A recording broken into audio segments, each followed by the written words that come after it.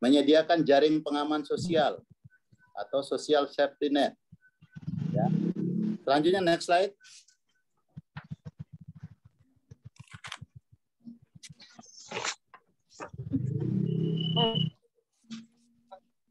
Selanjutnya penyesuaian TKDD dalam rangka penanganan COVID-19 dan dampaknya. Ya, ini ada penyesuaian alokasi dalam APBD, Bapak Ibu sekalian. Pertama adalah pendapatan daerah. Ini kita minta penyesuaian alokasi anggaran pendapatan daerah itu meliputi pendapatan asli daerah, memperhitungkan potensi pajak daerah, retribusi daerah di masing-masing provinsi daerah, kabupaten kota, serta memperhatikan perkiraan asumsi makro. Kedua, pendapatan transfer. Di sini kita tambahkan pendapatan transfer, termasuk penyesuaian perubahan alokasi terkait pengelolaan transfer ke daerah dan desa untuk mendukung penanganan pandemi COVID-19 dan dampaknya sesuai dengan ketentuan peraturan perundangan. Pasti peraturan perundangannya ini kita merujuk kepada PMK 17 dan PMK 94. Selanjutnya lain-lain pendapatan daerah yang sah sesuai ketentuan peraturan perundangan. Selanjutnya Bapak Ibu sekalian, belanja daerah yaitu penyesuaian alokasi anggaran belanja daerah melalui rasionalisasi dan atau perubahan alokasi belanja. Juga meliputi penggunaan sebagian atau seluruh belanja infrastruktur sebesar 25% dari dana transfer umum untuk penanganan pandemi COVID-19 dan penyesuaian alokasi anggaran belanja daerah yang bersumber dari transfer dan penggunaannya mempedomani ketentuan peraturan perundangan. Pembiayaan daerah itu sesuai ketentuan peraturan perundangan yang mana penyesuaian alokasi anggaran dilakukan melalui perubahan perkada tentang penjabaran APBD dan diberitahukan kepada pimpinan DPRD. Selanjutnya,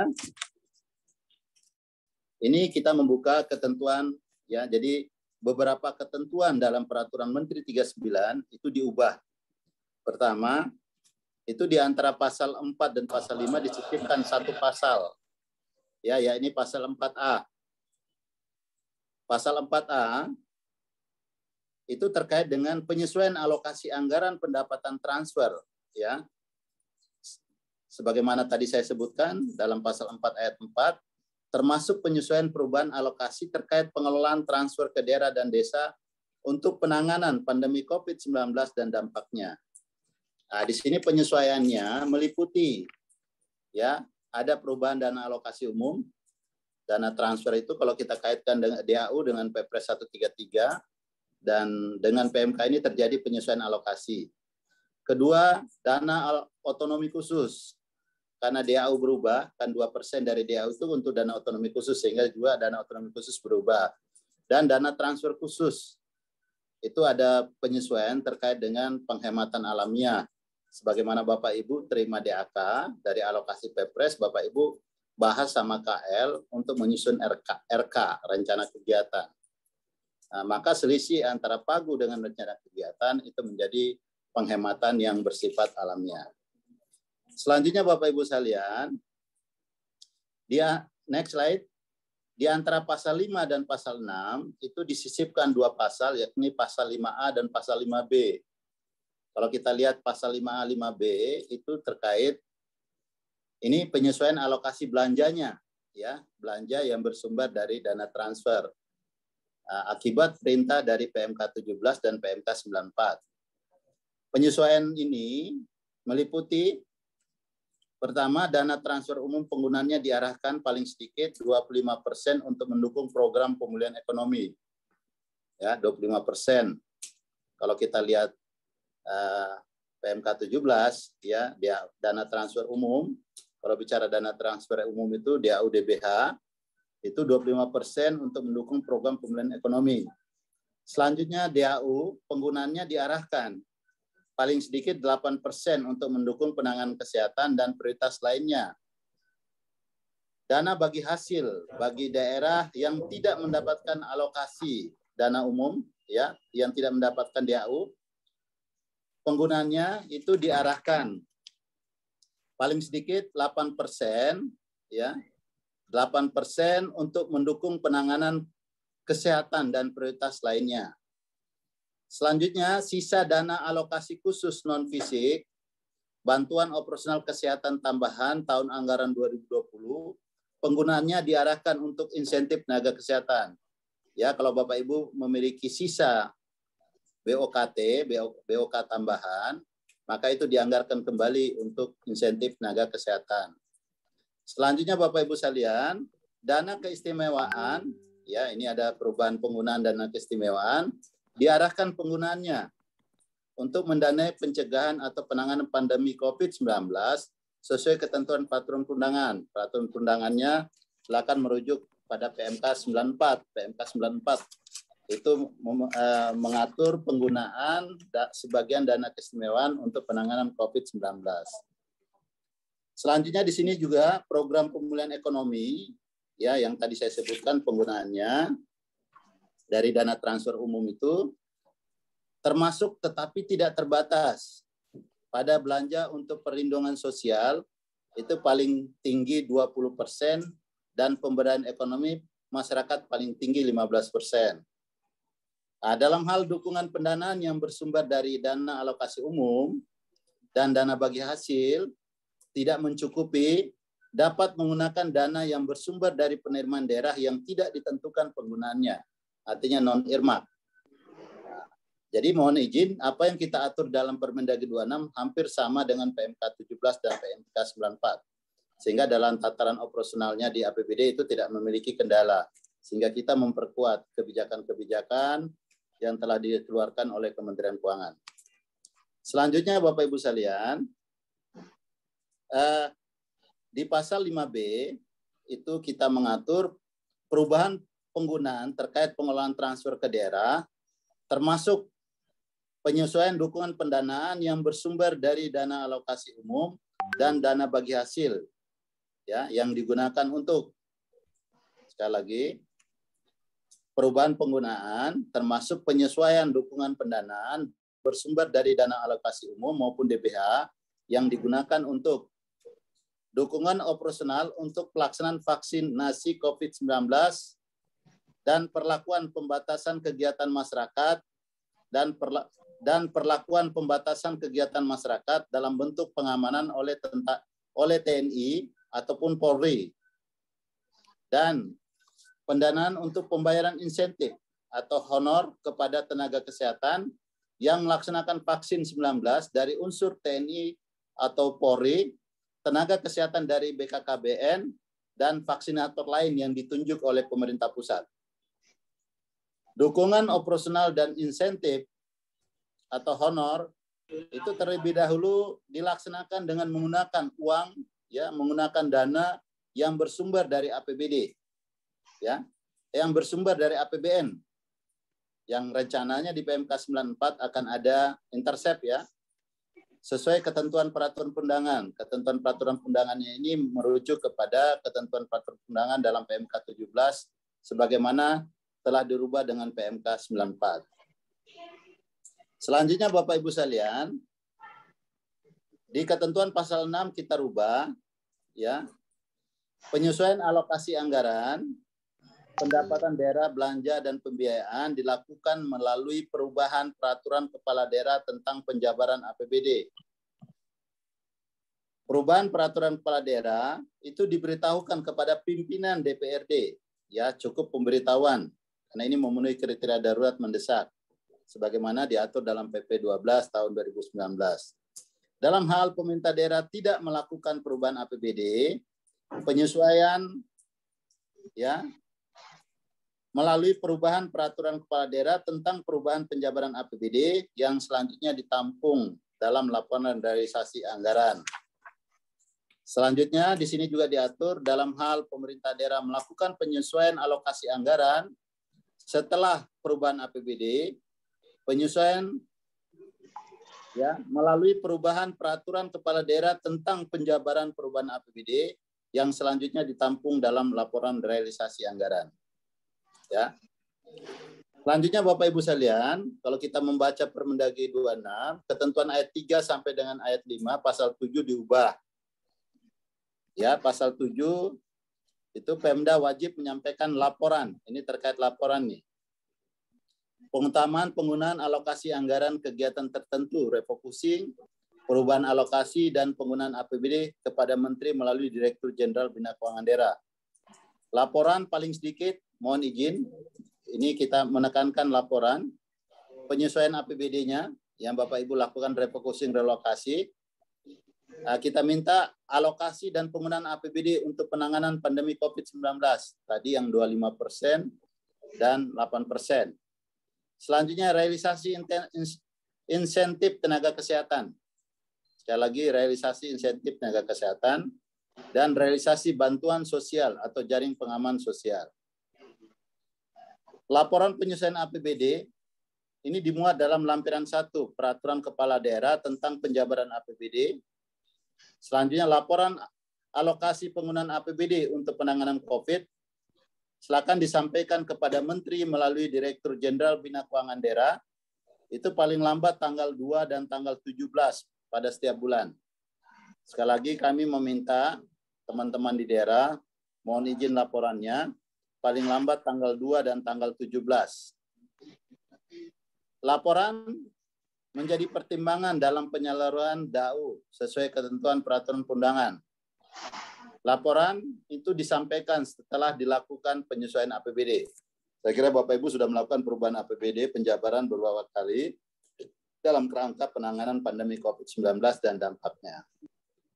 Selanjutnya di sini, di antara pasal 7, pasal 8 disisipkan satu pasal. Ya, pasal 7A ini kita minta aparat pengawas internal pemerintah, APIP daerah, silakan bekerja sama dengan BPKP melakukan pembinaan pengawasan atas pengutamaan penggunaan alokasi anggaran untuk kegiatan tertentu, perubahan alokasi dan penggunaan APBD sesuai kewenangannya berdasarkan ketentuan peraturan perundangan. Nah, selanjutnya, lampiran Peraturan Menteri Dalam Negeri 39, ya ini kita rubah sehingga menjadi, mohon izin kalau kita lihat lampirannya secara garis besar, tadi sudah disampaikan. Di sini meliputi, Bapak Ibu sekalian, pendanaan untuk penanganan pandemi COVID-19 yang bersumber dari APBD. Di lampiran, itu kita perbaiki ya. Selanjutnya, pendanaan untuk penanganan pandemi COVID yang bersumber dari hibah, termasuk sumbangan masyarakat atau pihak ketiga sejenis. Selanjutnya, pengadaan barang jasa dalam rangka penanganan pandemi COVID-19. Selanjutnya, poin D-nya itu terkait format laporan penggunaan APBD untuk penanganan pandemi COVID-19. Selanjutnya kita masuk kepada next slide. Pedoman pendanaan untuk penanganan pandemi COVID-19. Next slide, lanjut. Di sini ada pendanaan untuk penanganan COVID-19 dalam APBD. Komitmen kita adalah pemerintah daerah harus melakukan pengutamaan penggunaan alokasi anggaran kegiatan tertentu, refocusing dan perubahan alokasi anggaran melalui optimalisasi penggunaan belanja tidak terduga. Sekali lagi Bapak Ibu, kita mengoptimalkan penggunaan BTT yang tersedia dalam APBD. Penggunaan dalam rangka antisipasi penanganan dampak penularan pandemi COVID silakan berpedoman pada Permendagri 20 tahun 2020 tentang percepatan penanganan COVID-19 di lingkungan pemerintah daerah, Peraturan Menteri Dalam Negeri Nomor 77 tahun 2020 tentang pedoman teknis pengelolaan keuangan daerah. Di situ telah diatur bagaimana tata cara penggunaan BTT-nya. Selanjutnya Bapak Ibu sekalian, dalam hal BTT tidak mencukupi, pemerintah daerah melakukan penjadwalan ulang capaian program kegiatan subkegiatan untuk pengutamaan penggunaan alokasi anggaran kegiatan tertentu, refocusing, dan atau perubahan alokasi anggaran, serta memanfaatkan uang kas yang tersedia melalui perubahan peraturan kepala daerah tentang penjabaran APBD dan memberitahukan kepada pimpinan Dewan Perwakilan Rakyat Daerah. Hasil alokasi anggaran penjadwalan ulang, tadi capaian program dan kegiatan subkegiatan Dimaksud itu dialihkan ke belanja tidak terduga. Selanjutnya di sini pemerintah daerah melakukan pengutamaan, ya, pengutamaan, refocusing dan realokasi meliputi ya kegiatan-kegiatan di sini. Kegiatan subkegiatan yang bersumber dari dana transfer pemerintah pusat dan dana transfer antar daerah sesuai ketentuan peraturan perundangan, termasuk ya perubahan alokasi penggunaan pengelolaan transfer ke daerah dan desa dalam rangka mendukung penanganan pandemi COVID-19 dan dampaknya. Selanjutnya, Bapak Ibu sekalian, tata cara penggunaan BTT. Saya kira ini tata cara penggunaan BTT dalam rangka penanganan pandemi COVID-19. Ini tata caranya, ini sejalan dengan Permendagri 77 tahun 2020. Kepala perangkat daerah, ya, kepala OPD yang secara fungsional terkait dengan antisipasi dan penanganan dampak penularan COVID-19 itu mengajukan RKB untuk mengantisipasi dan menangani dampak penularan COVID-19 paling lama 1 hari kepada pejabat pengelolaan keuangan daerah selaku BUD. PPKD selaku BUD itu melakukan verifikasi dan mencairkan BTT kepada perangkat daerah yang secara fungsional terkait antisipasi penanganan dampak penularan COVID-19. Mohon izin paling lama 1 hari terhitung sejak diterimanya RKB. Kepala daerah yang secara fungsional terkait dapat membuka rekeningnya untuk menampung pencairan sebagaimana dimaksud huruf B tadi, ya, mencairkan BTT dalam waktu 1 hari.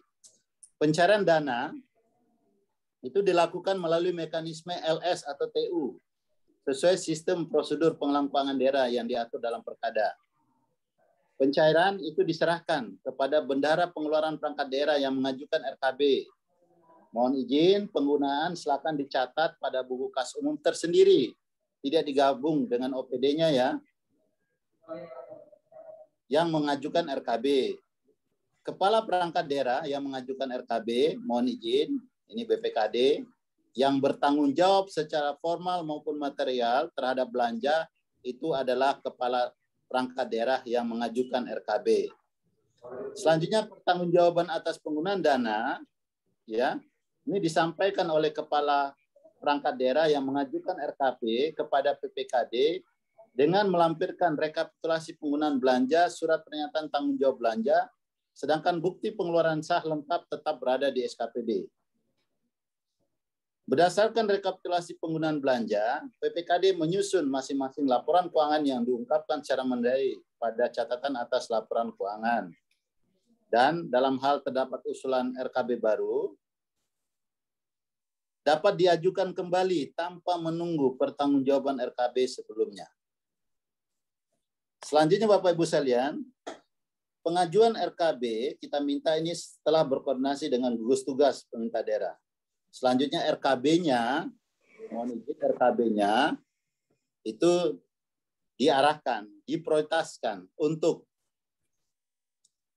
dukungan layanan operasional kesehatan, dukungan pelaksanaan vaksinasi COVID-19, insentif nakes daerah untuk penanganan pandemi COVID-19, belanja kesehatan lainnya yang ditetapkan oleh pemerintah. Di sini ada kegiatan, subkegiatan vaksinasi di provinsi, di kabupaten kota, dan puskesmas. Belanja kegiatan atau subkegiatan prioritas lainnya untuk mendukung penanganan posko kelurahan ya, terkait PPKM maupun PPKM darurat. Negara Bung Karno itu adalah trisaktinya. Berdaulat secara politik, berdikari secara ekonomi, dampak ekonomi, dan penyediaan jaring pengaman sosial atau social safety net.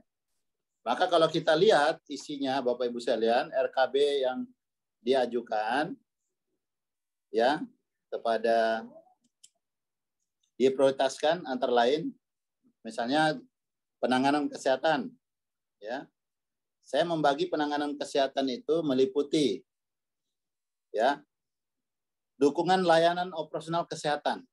Ini dukungan layanan operasional kesehatan mulai dari penyediaan sarana prasarana kesehatan masyarakat, antara lain tempat cuci tangan di ruang publik, masker, hand sanitizer, vitamin A, vitamin C, vitamin D, sarung tangan, karet, dan penyediaan sarana prasarana lainnya.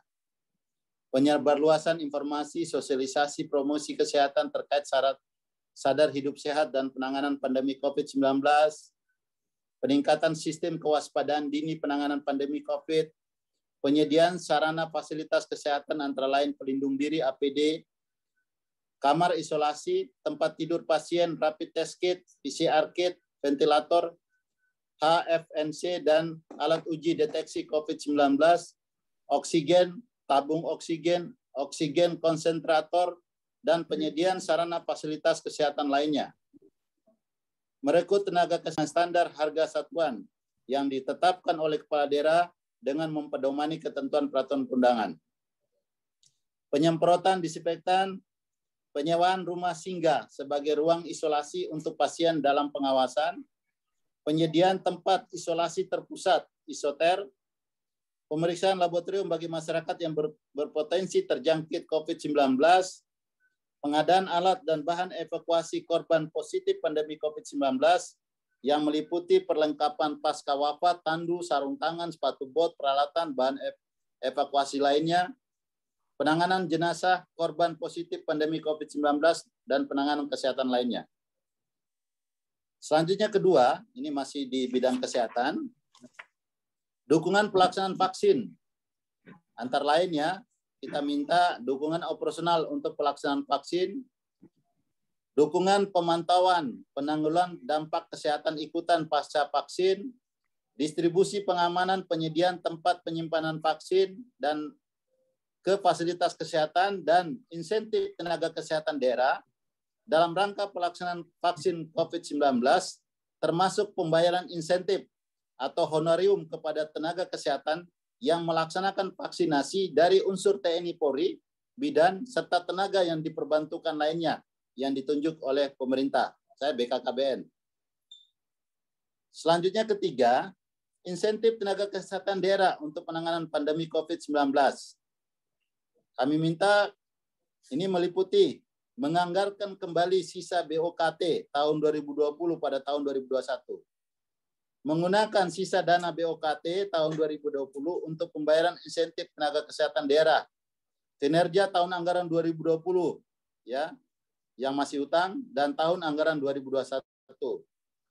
Menggunakan anggaran insentif tenaga kesehatan daerahnya bersumber dari refocusing 8% DAU DBH dalam hal sisa dana BOKT tahun anggaran 2020 tidak mencukupi ya untuk pembayaran insentif kinerja tahun sebelumnya dan tahun berjalan. Selanjutnya mempercepat pembayaran insentif tenaga kesehatan dengan memperhatikan ketentuan keputusan Menteri Kesehatan ya nomor HK 0107 Menkes 4239 tahun 2021.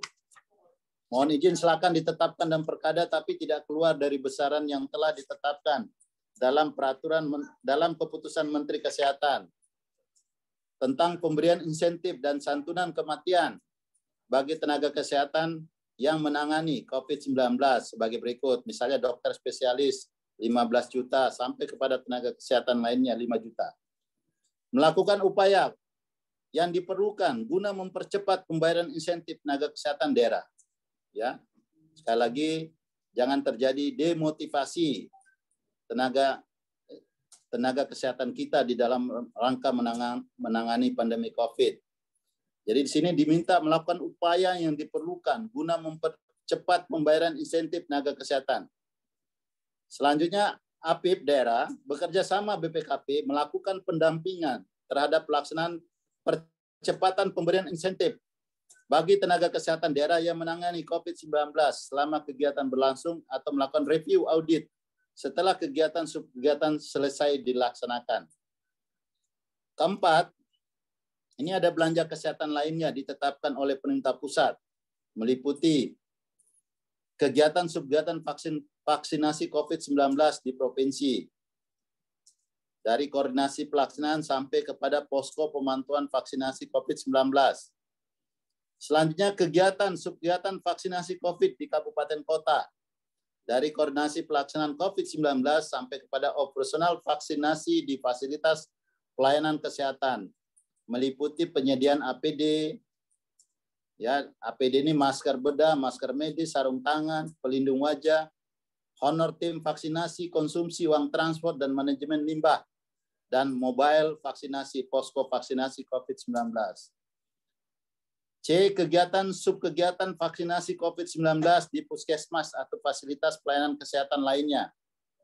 Ini meliputi koordinasi pelaksanaan vaksinasi sampai kepada distribusi vaksin dan logistik vaksinasi COVID-19.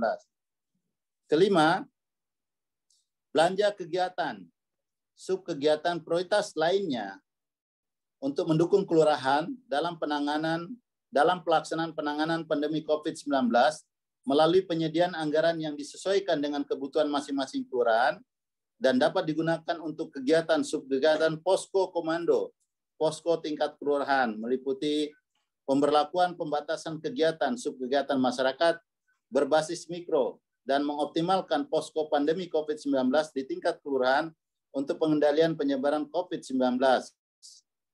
Nah, sedangkan untuk desa itu didukung dari dana desa, silakan mendirikan posko desa. Pemberlakuan pembatasan kegiatan subkegiatan masyarakat darurat COVID-19. Ya, ini ada darurat sekarang sudah dirubah menjadi leveling, level 1 sampai level 4. Ini sesuai kebijakan pemerintah pusat. Yang mana saat ini kita selalu ada perubahan leveling ditetapkan dengan instruksi Menteri Dalam Negeri. Selanjutnya, tadi bidang kesehatan, selanjutnya adalah penanganan dampak ekonominya, B-nya. Ini kita minta pengadaan bahan pangan kebutuhan pokok dalam rangka menjaga ketahanan pangan daerah dan menekankan dampak panik. Selanjutnya, dukungan pemulihan usaha mikro dan usaha kecil, serta koperasi yang terkena dampak ekonomi akibat COVID. Ini melalui restrukturisasi kredit, termasuk relaksasi dan penjadwalan ulang kredit, rekonstruksi usaha antara lain pemberian bantuan dalam bentuk hibah sarana produksi, bantuan modal antara lain bantuan modal disalurkan dalam bentuk hibah atau pembiayaan dan atau bantuan lain sesuai ketentuan peraturan perundangan. Saya kira ini komitmen dari PP 7 2021 turunan dari Undang-Undang 11 tahun 2020 terkait Cipta Kerja. Dan penanganan dampak ekonomi lainnya. Selanjutnya C, penyediaan jaring pengaman sosial, ya, social safety net, secara memadai dan mempercepat proses penyaluran bantuan sosial serta jaring pengaman sosial dalam rangka penanganan pandemi COVID-19 yang bersumber dari APBD.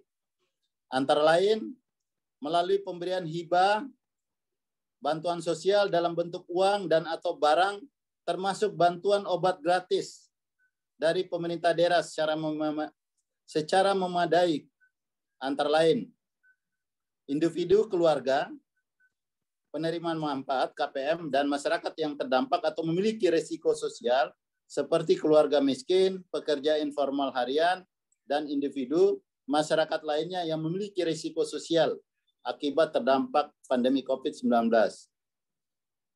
Fasilitasi kesehatan milik masyarakat swasta yang ikut serta melakukan penanganan pandemi COVID-19 dan atau instansi vertikal, ya, instansi vertikal yang wilayah kerjanya berada dalam daerah yang bersangkutan dalam rangka mendukung pandemi COVID-19 dan dukungan percepatan penyelesaian program vaksinasi.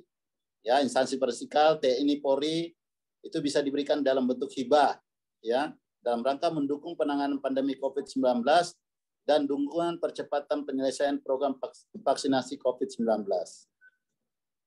Selanjutnya Bapak Ibu sekalian, poin perubahan selanjutnya adalah di sini kita meminta melakukan percepatan penyaluran bantuan sosial dan atau jaring pengaman sosial, ya, kepada individu keluarga penerimaan manfaat yang terdampak atau mengalami guncangan kerentanan sosial akibat pandemi COVID. Ini dengan langkah-langkah sekali lagi merealisasikan anggaran yang tersedia dalam program kegiatan subkegiatan APBD untuk pemberian bantuan sosial. Dalam hal anggaran untuk bantuan sosial lagi-lagi tidak tersedia, maka kita minta Bapak Ibu lakukan optimalisasi penggunaan belanja tidak terduga.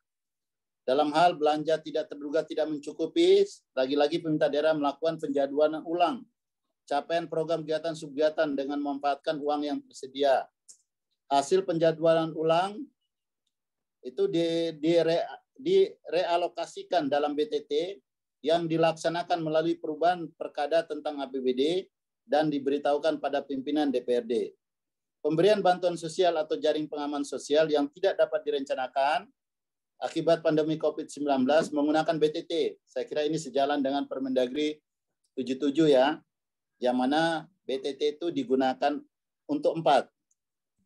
Pertama darurat, kedua mendesak, ketiga pengembalian atas belanja-belanja pendapatan yang salah tahun-tahun sebelumnya, keempat adalah bansos tidak terencana. Jadi bansos tidak terencana itu pembebanan langsung kepada BTT.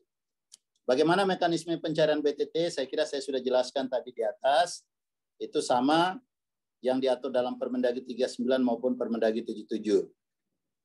Selanjutnya Bapak Ibu sekalian, di sini kita minta pengelolaan penyaluran bantuan sosial atau jaring pengaman sosial itu dilakukan secara tertib, taat terhadap peraturan perundangan, efisien, ekonomis, transparan, bertanggung jawab, memperhatikan rasa keadilan, kecepatan, dan kepatuhan. Melakukan koordinasi penyaluran bantuan sosial antar pemerintah provinsi, kabupaten, kota, antar seluruh unsur yang terlibat, mulai dari ketua RT, RW, kepala desa, lurah, Satlinmas, Bintara Pembina Desa, Babinsa, Babin Kantipmas, Satpol PP, tim penggerak PKK, pos pelayanan terpadu, posyandu, dasawisma, tokoh masyarakat, tokoh agama, tokoh adat, tokoh pemuda, penyuluh, pendamping tenaga kesehatan, karang taruna, serta relawan lainnya. Percepatan penyusunan APBD dan rangka penanganan COVID-19 dampaknya itu diprioritaskan, ya, ditetapkan sesuai ketentuan peraturan perundangan dan diprioritaskan oleh pemerintah. Yang B, Bapak Ibu sekalian, B itu pendanaan untuk penanganan pandemi COVID-19 dan dampaknya untuk yang bersumber dari hibah, termasuk sumbangan dari masyarakat. Saya kira ini tidak berubah sesuai dengan Permendagri 39. Ya. Itulah Bapak Ibu sekalian, perubahan-perubahan yang kita sampaikan di dalam perubahan Permendagri 39 tahun 2020 tentang pengutamaan penggunaan alokasi anggaran untuk kegiatan tertentu, perubahan alokasi dan penggunaan anggaran pendapatan belanja yang sudah kita tetapkan di dalam Peraturan Menteri Dalam Negeri Nomor 26 tahun 2021, ya. Selanjutnya, Bapak Ibu sekalian, demikian yang bisa saya sampaikan ya di dalam penyampaian materi Permendagri 26 tahun 2021. Selanjutnya kita buka diskusi dan tanya jawab ya. Demikian yang bisa kami sampaikan ya. Dengan sosialisasi hari ini maka tidak ada lagi keraguan dalam pemerintah daerah dalam penanganan pandemi COVID-19 dan dampaknya. Silakan dilaksanakan dengan mempedomani Peraturan Menteri Nomor 26 Tahun 2021 karena ini sudah memayungi pemerintah daerah dalam pedoman penanganan COVID-19 dan dampaknya sebagai akibat meningkatnya penyebaran pandemi COVID-19 secara signifikan di beberapa pemerintah daerah. Demikian yang bisa saya sampaikan. Saya akhiri wabillahi taufiq hidayah. Assalamualaikum warahmatullahi wabarakatuh. Selamat siang, salam sejahtera bagi kita semua. Om Santi Santi Om, Namo Buddhaya. Salam kebajikan, salam sehat semuanya.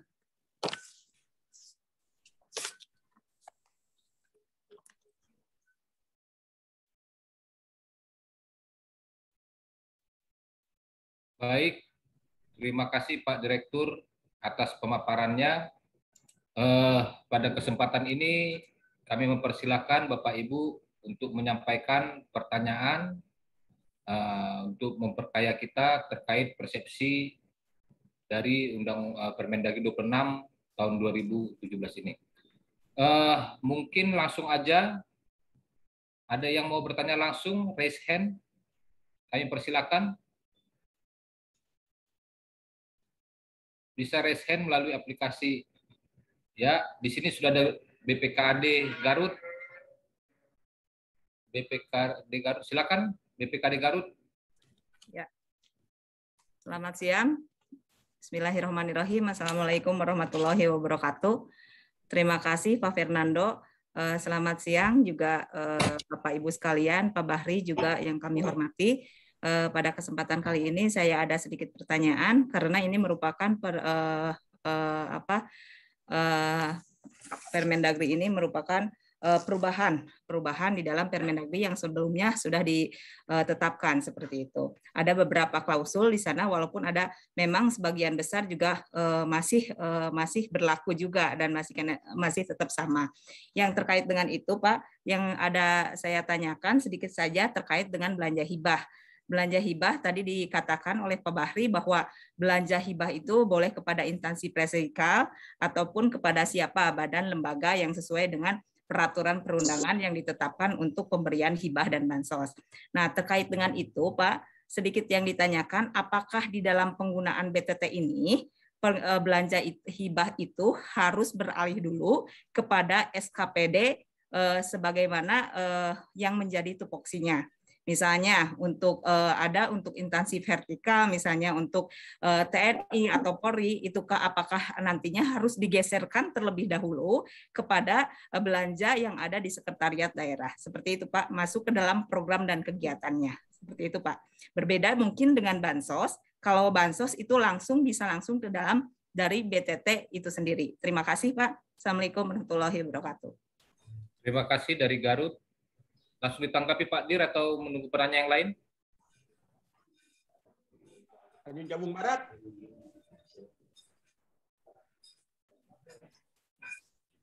Tanjung Jabung Barat.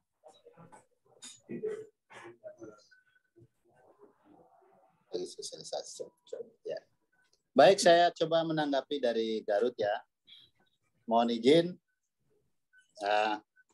terkait dengan bicara hibah maupun bansos, saya kira kalau untuk konsep bansos clear ya. Bansos itu kalau bansos tidak terencana, ya, itu pembebanan langsungnya kepada BTT ya. Ya, betul Pak. Bagaimana dengan hibah? Kalau hibah saya kira di Permendagri 39 juga awalnya dan 26, tetap itu kita menganggarkan, kita geser uangnya dari BTT ke SKPD terkait. Ya, SKPD terkait. Ya, kecuali kalau misalnya untuk hibah TNI Polri itu dianggarkan di Kesbangpol. Ya, untuk TNI Polri di Kesbangpol, karena bicara programnya Kesbangpol itu bicara konteks hubungan antar lembaga pemerintah ya. Ya, antar lembaga tapi, pemerintah itu ya. Maaf Pak, ada sedikit itu dari dari ada surat tentang tanggal 12 Oktober 2020 kalau nggak salah, bahwa untuk penganggaran untuk instansi vertikal yang bukan merupakan kewenangan dari pemerintah daerah itu dibebankan disimpan di dalam sekretariat daerah di sana. Apakah termasuk juga TNI Polri juga harus di tata pemerintahan atau di Setda atau di Kesbangpol seperti itu Pak? Baik. Itu saya sudah luruskan ya di Permendagri 27 itu. Pedum. Memang ada nanti kita akan merevisi 77-nya. Yang mana kalau bicara hibah itu konteksnya ada 3. Konteks kewenangan pasti di SKPD ya terkait ya itu menjadi urusan pemerintah daerah. Tetapi bicara dalam konteks hubungan antar lembaga itu pasti Kesbangpol. Coba nanti Ibu bisa lihat di Permendagri 27 itu saya luruskan.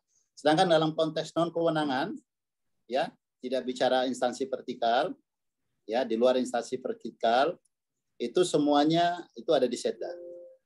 Ya, sifatnya hibahnya itu mendukung karena sifatnya mendukung program kegiatan prioritas daerah. Ya.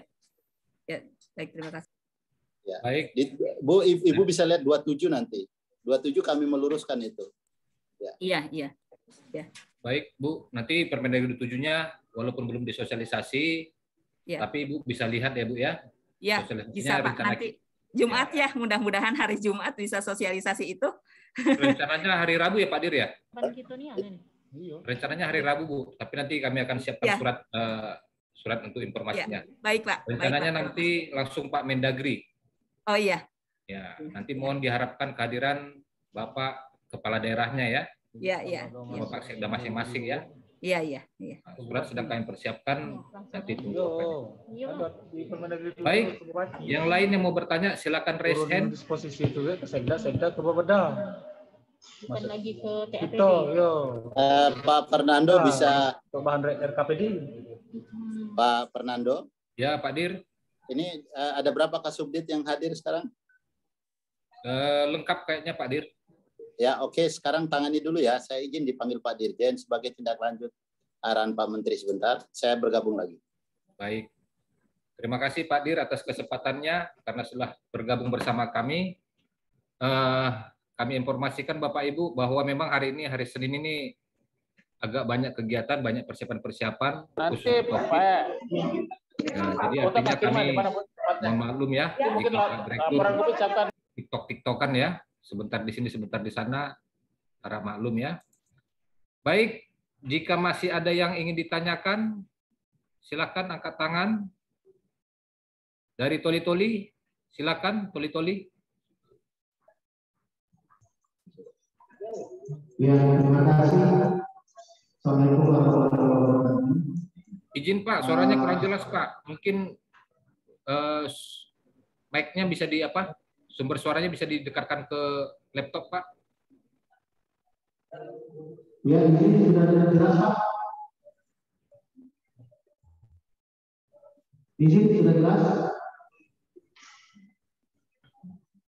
Ya, silakan Pak Toli-Toli.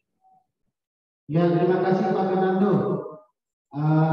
Kami dari Toli-Toli sama halnya sebagaimana tadi ditanyakan dari Kabupaten Garut bahwa hibah berupa uang atau barang yaitu peruntukan kepada dalam rangka pengamanan itu apakah terlebih dahulu harus dibuatkan nota perjanjian hibah daerah dan dilaksanakan setelah penandatanganan atau bisa langsung kami pindah bukukan dahulu sementara administrasi menyusul. Mungkin demikian Pak. Terima kasih. Assalamualaikum warahmatullahi wabarakatuh. Izin Pak, suaranya kurang jelas Pak. Kira-kira bisa speakernya didekatkan ke laptop Pak. Speakernya didekatkan ke laptop. Jadi kayaknya laptopnya kejauhan dengan speaker Pak. Jadi kami di laptop kami nggak kedengaran Pak. Ya, bagaimana Pak Fernando? Sudah jelas Pak? Sedikit lagi bisa Pak. Speakernya didekatkan ke laptop gitu Pak. Iya. Bagaimana Pak? Oke, sudah mantap. Oke, terima kasih Pak.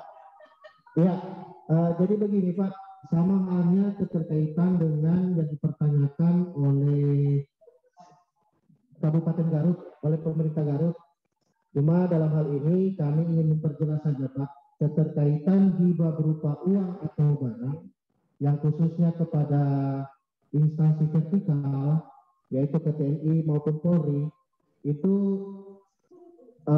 apakah terlebih dahulu harus melalui penandatanganan naskah perjanjian hibah daerah dilaksanakan setelah dilaksanakan penandatanganan naskah hibah daerah atau NPHD. Mungkin demikian Pak. Mungkin sudah jelas. Baik, Pak. terima kasih Pak.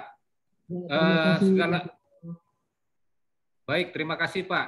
Ini kebetulan yang menangani wilayah Toli-Toli ada Pak Roy, John Salamoni, ada Bu Rini, ada Pak Rino ya.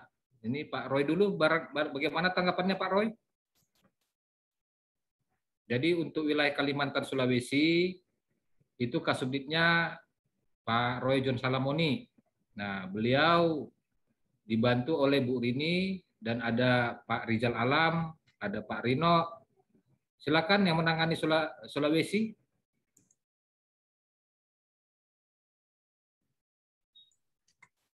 Siap. Apakah hibah tersebut menggunakan NPHD, naskah perjanjian hibah daerah? Siap. Mohon izin Pak Fernando, mohon izin Pak Roy. Izin Pak, nanti ditambahkan oleh Pak Fernando dan Pak Roy. Ketika berbicara mekanisme hibah,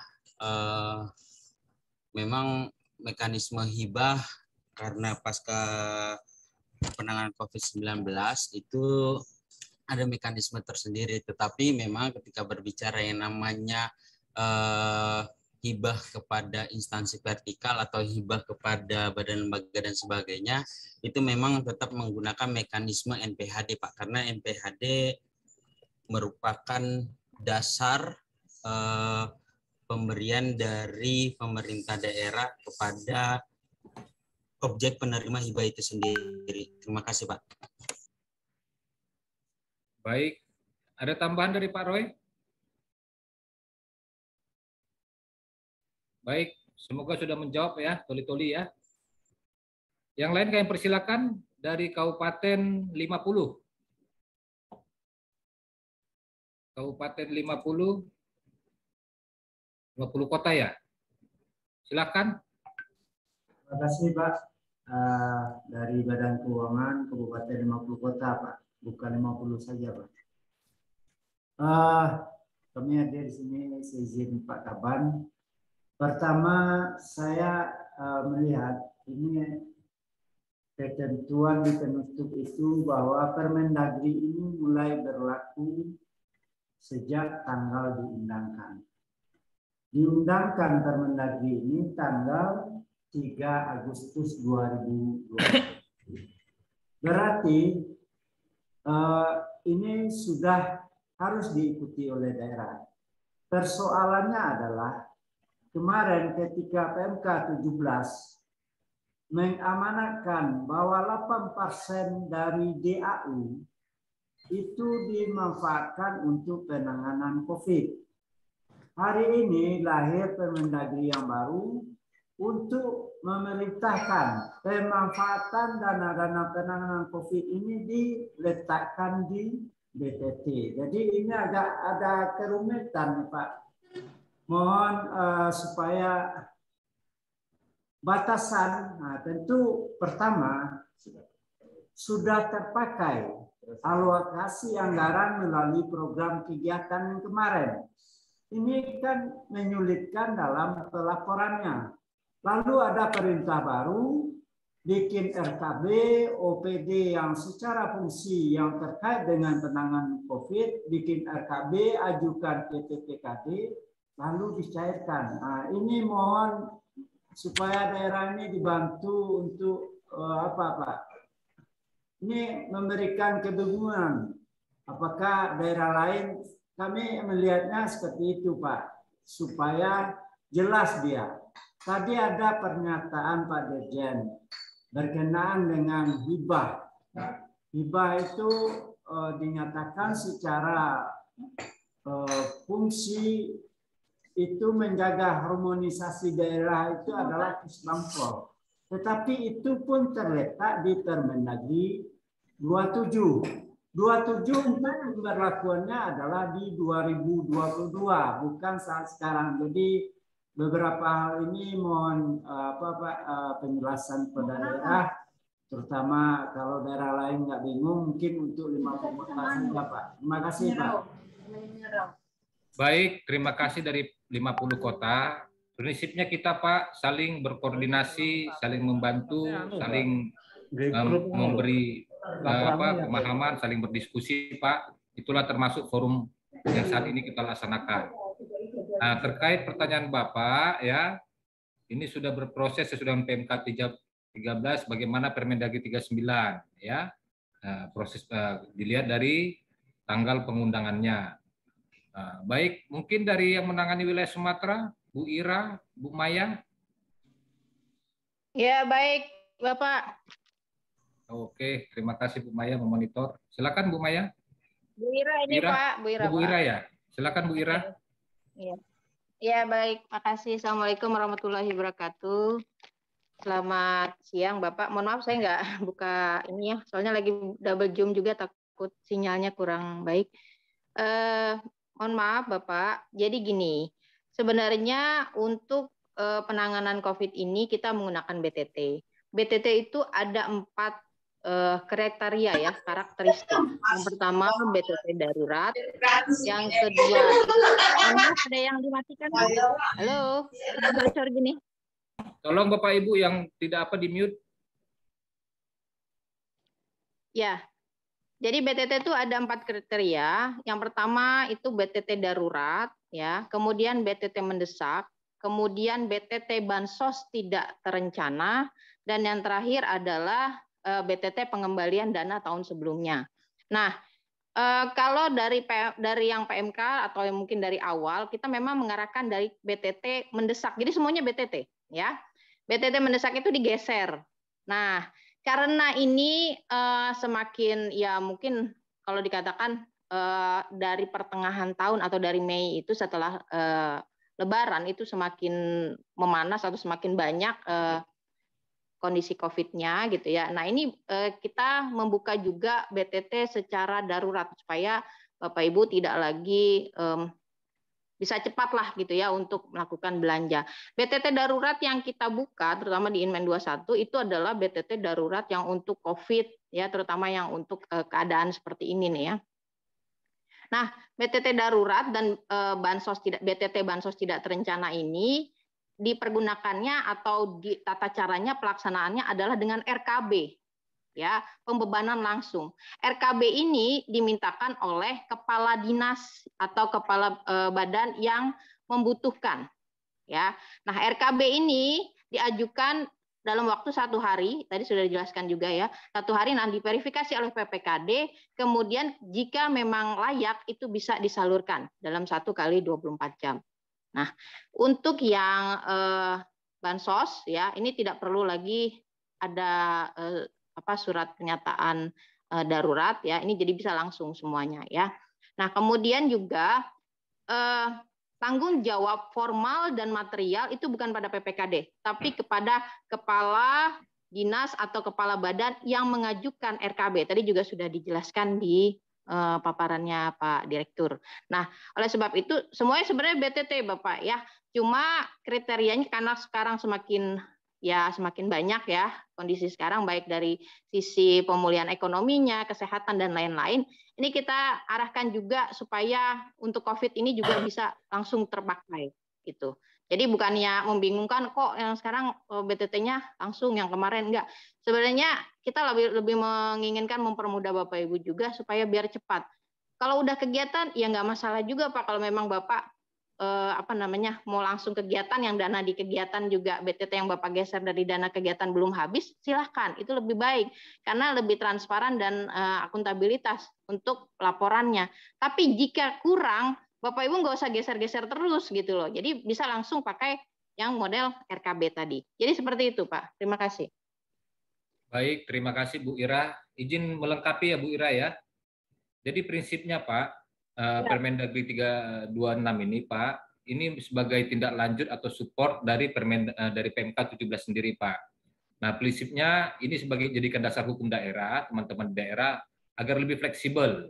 Makanya kita menggunakan dari pintu BTT untuk mempermudah fleksibilitas daerah dalam penanganan COVID. Nah, jadi beberapa daerah, beberapa kendala ya yang dari teman-teman di daerah, faktor fleksibilitas ini. Nah, makanya kami membuka ruang melalui Permendagri 26 ini agar Bapak Ibu lebih fleksibel penggunaan BTT-nya termasuk pemindahan ke BTT-nya. Nah, begitu kira-kira Pak. Nah, kalau sudah berjalan bagaimana? Nah, ini artinya berlaku untuk 2021 dan 2026. Jadi silakan nanti Bapak Ibu menindaklanjuti. Prinsipnya ini adalah untuk mempermudah Bapak Ibu ke daerah. Nah, baik di 2021 maupun untuk 2022 nanti. Begitu Pak ya, 50 kota ya. Baik, dari Kabupaten Lebong, silakan. Ini masih wilayahnya Bu Ira ini. Silakan Lebong. Baik, terima kasih Pak Nando. Kedengaran suaranya Pak? Kedengar Pak. Betul Pak. Baik, ya, langsung saja. Mungkin kami dari Kabupaten Lebong ini sedikit menyampaikan unek-unek atau saran juga barangkali Pak ya.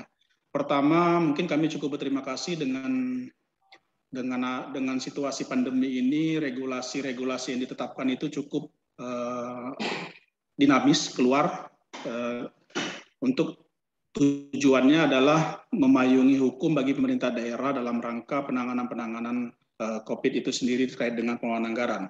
Yang ingin kami pertanyakan kembali adalah mengingat cukup fleksibelnya aturan-aturan ini yang keluar, sedangkan dengan keterbatasan sumber daya manusia, sumber daya aparatur yang ada di kabupaten kami ini, kami cukup kewalahan juga untuk membuat aturan-aturan turunannya dalam setingkat perkada seperti itu. Karena kita tahu bahwa turunan Permendagri 77 saja sampai dengan hari ini masih belum rampung, masih banyak yang belum rampung kami persiapkan. Kemudian keluar termasuk di Permendagri 77 yang kita ketahui baru di-share ke kami ini di bulan Februari. tahun 2021 walaupun sudah diundangkan di 30 Desember 2020. Nah, di sisi lain turunan-turunan yang di Permendagri 77 seperti turunan penggunaan tidak terduga, turunan penggunaan belanja hibah bansos, kemudian pembiayaan dan sebagainya ini sedang kami siapkan. Kemudian terbit lagi Permendagri 26 perubahan atas Permendagri 39 2020. Maksudnya kami ingin pertanyakan adalah bagaimana legalitas kami daerah apabila turunan tersebut belum siap kami berlakukan sehingga kami tetap memayungi aturan yang di atasnya atau Permendagri ini, karena sering kami didesak oleh rekan-rekan baik itu dari APH maupun dari anggota DPRD ini agar segera siapkan turunan itu ya. Kami cukup kewalahan kalau memang sifatnya ini selalu berubah-ubah setiap saat. Maksudnya dalam arti begini, memang sedang kita persiapkan, tetapi tentu kalau ini masih harus menunggu turunannya disahkan, tentu akan menjadi ganjalan terhadap rekan-rekan OPD terkait dengan penyerapannya. Maksud kami di sini adalah legalitasnya bagaimana kalau seandainya kami tetap mempedomani Permendagri atau aturan yang di atasnya lagi. Mungkin itu yang bisa kami sampaikan. Harapan kami tentu jawaban dari Kemendagri ini menjadi dasar kami untuk bekerja di daerah. Terima kasih. Mohon izin. Assalamualaikum warahmatullahi wabarakatuh. Baik, terima kasih dari Lebong. Ya, silakan Bu Ira, ada yang mau tanggapi Bu Ira? Baik, terima kasih Bapak yang dari Lebong. Mungkin sebelum terjadi pandemik yang sekarang, gitu ya, beberapa waktu yang lalu saya selalu mengajak, ayo ikut Zoom sama saya, kita bikin perkada dari bulan Maret. Ya, saya berharap yang ikut itu kira-kira di Mei itu udah selesai. Ya, kalau yang belum ya sudah, berarti masih proses. Nah, bagaimana kalau misalnya belum? Kenapa harus cepat-cepat bikin perkada? Ya, kalau udah ada regulasi Permendagri yang mengajukan atau memerintahkan untuk bikin perkada. Yang pertama, ketika ada regulasi keluar yaitu Permendagri, ya itu harus ada juknis atau teknisnya, gitu ya. Kalau di regulasi lain atau di peraturan menteri yang lain itu biasanya mereka langsung bikin juknis. Tapi kalau untuk Permendagri itu selalu banyaknya lebih diserahkan ke daerah untuk bikin perda atau perkadanya. Jadi ibarat Bapak belajar sholat nih, tapi belajar sholat langsung dari Al-Quran. Itu kalau Bapak pakai Permendagri doang, ya.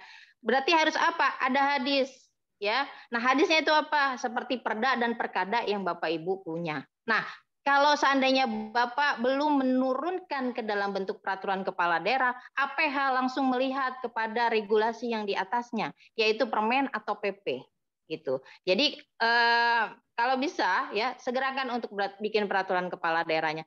Tapi jika belum, tidak masalah sebenarnya, ya. Bapak tidak menyalahi aturan, tapi kurang teknis. Jadi Bapak tidak bisa memanuver atau bisa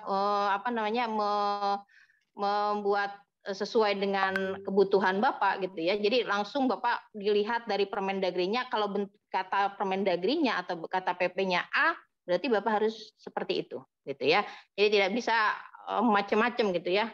Nah, itu makanya kenapa kalau regulasi baru keluar itu langsung segera gitu ya. Langsung pepet kami di pembina Bapak Ibu. Ini gimana? Bisa nggak kami dibimbing? Bisa nggak kami diarahkan? Dan kalau sudah dapat draftnya, saya waktu itu udah bagiin draftnya juga, sudah sosialisasikan juga dari Maret gitu ya. Nah ini sudah bulan Agustus hampir September gitu ya.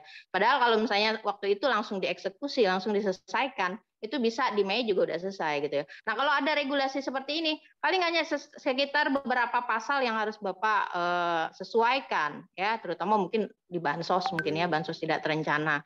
Kalau kemarin kita katakan bahwa bansos tidak terencana itu tidak boleh melebihi pagu, misal ya. Nah, mungkin ada beberapa item, tapi kalau enggak, sepanjang ini Permen 77 keluar ya, berarti tanggal 30 Desember, dari 1 Januari atau dari 2 Januari, itu sudah berlaku Permendagri 77, sudah berlaku juga hibah bansos sesuai dengan Permendagri 77.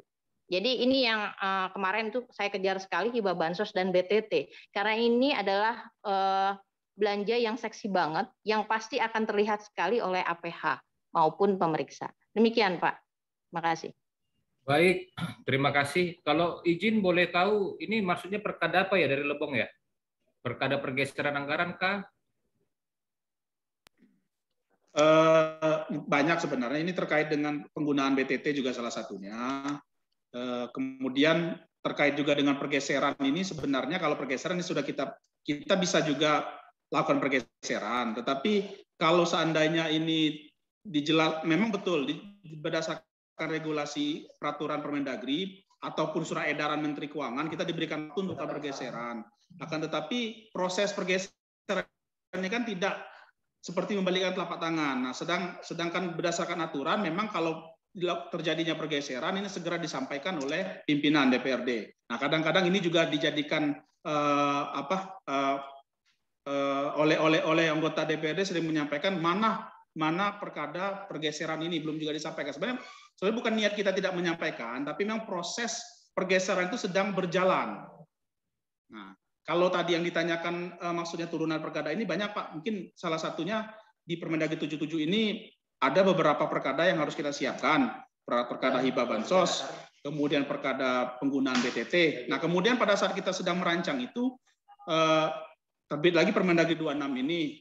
Sehingga mungkin ya, kami akui bahwa SDM sumber daya aparatur di daerah kami ini sangat minim. Sehingga mungkin tidak bisa serta-merta langsung segera menyiapkan konsep-konsep draft itu seperti yang disampaikan Bu Ira tadi, segera siapkan ya. Mungkin bukan itu, karena di sisi lain mungkin banyak tupoksi-tupoksi melekat lain yang memang harus kami kerjakan juga. Mungkin itu, Bang Nando. Terima kasih. Baik, terima kasih, Pak. Jadi kalau terkait, izin Bu Ira ya, menambahi Bu Ira ya.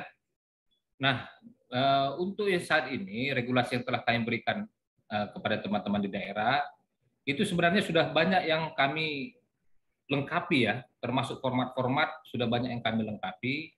Artinya daerah sudah tinggal mengisi. Untuk regelingnya, untuk peraturan yang bersifat pengaturan, regulasi yang bersifat pengaturan, itu secara umum sudah kami siapkan.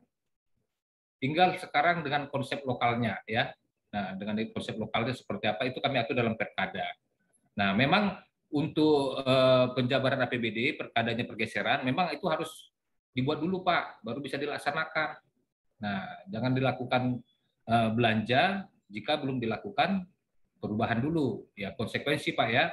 Memang di tengah saat ini Pak, tidak ada mengharapkan COVID ini memang pergeseran terus. Dan kami juga berupaya bagaimana mengakomodir aspirasi teman-teman di daerah, khususnya dari aspek legal, dari aspek hukum. Ini bagaimana backup teman-teman di daerah. Kami selama ini berupaya bagaimana fleksibilitas teman-teman di daerah itu sangat kita permudah, ya, sangat kita permudah, termasuk Permendagri 26 ini sendiri. Ini sangat kita buka fleksibilitas penggunaan BTT-nya. Nah, jadi memang dari aspek regulasi sudah kami buat payungnya. Memang tinggal teman-teman di daerah bagaimana eksekusinya. Ya, eksekusi terutama memang agak ribet juga ya, tapi saya rasa secara payung hukum sudah, cuman dari aspek pelaksanaan di lapangan ini memang butuh Pak. Nah, prinsipnya bisa dibelanjakan jika sudah dilakukan atau sudah memiliki dasar hukum Pak, yang jelas. Nah, berikutnya juga perkada ini memang kan sesuai amat regulasi Pak. Nah, kalau memang tidak ada perintah regulasi nggak usah buat perkada Pak.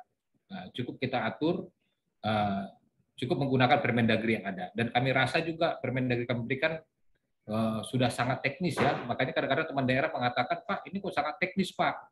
Nah, ya memang tujuan kita mempermudah teman-teman di daerah, bukan kita maksudnya mengambil otonomi daerahnya, enggak. Tapi kita mempermudah daerah sebagai bahan pelaksanaan di dalam jadi pedoman. Mungkin itu Pak dari Lebong ya. Silakan selanjutnya. Izin tadi Pak, yang Lebong. Gini Pak, tadi kan saya sudah jelaskan kalau saya sering sekali men-share di grup, terutama grup tiap-tiap wilayah saya di Sumatera, itu setiap Sabtu itu Zoom untuk bikin perkada. Dan semuanya sudah gitu ya, dari mulai perda, pengelolaan, sisdur, kemudian hibah, bansos, BTT, pergeseran, sampai perjalanan dinas juga sudah sampai bulan Mei kemarin gitu ya. Jadi kalau misalnya masalah proses, ya itu yang prosesnya harus segera dipercepat gitu ya. Tapi tidak juga semua regulasi seperti kata Pak Nando tadi harus ada turunannya gitu ya. Cukup dengan Permendagri itu tidak perlu dibuat turunannya. Jadi kalau sudah teknis sudah cukup gitu. Ya, makasih Pak Nando. Silakan teruskan. Terima kasih Bu Ira. Ya. Selanjutnya dari Singkawang, silakan Singkawang. Pak Roy, Pak Rino, siap. Assalamualaikum Pak. Assalamualaikum warahmatullahi wabarakatuh. Selamat siang. Siang Pak. Mohon izin Pak Fernando. Tadi disampaikan oleh Pak Dirjen bahwa memang Pak Direktur, Pak izin Pak. Maaf Pak Direktur, bahwa terkait hibah kepada instansi vertikal itu kan dibebankan kepada pemerintah daerah berupa hibah ya Pak ya. Kemudian yang kami tanyakan juga dalam perjalanan penanggulangan COVID ini kita kan juga melibatkan TNI Polri.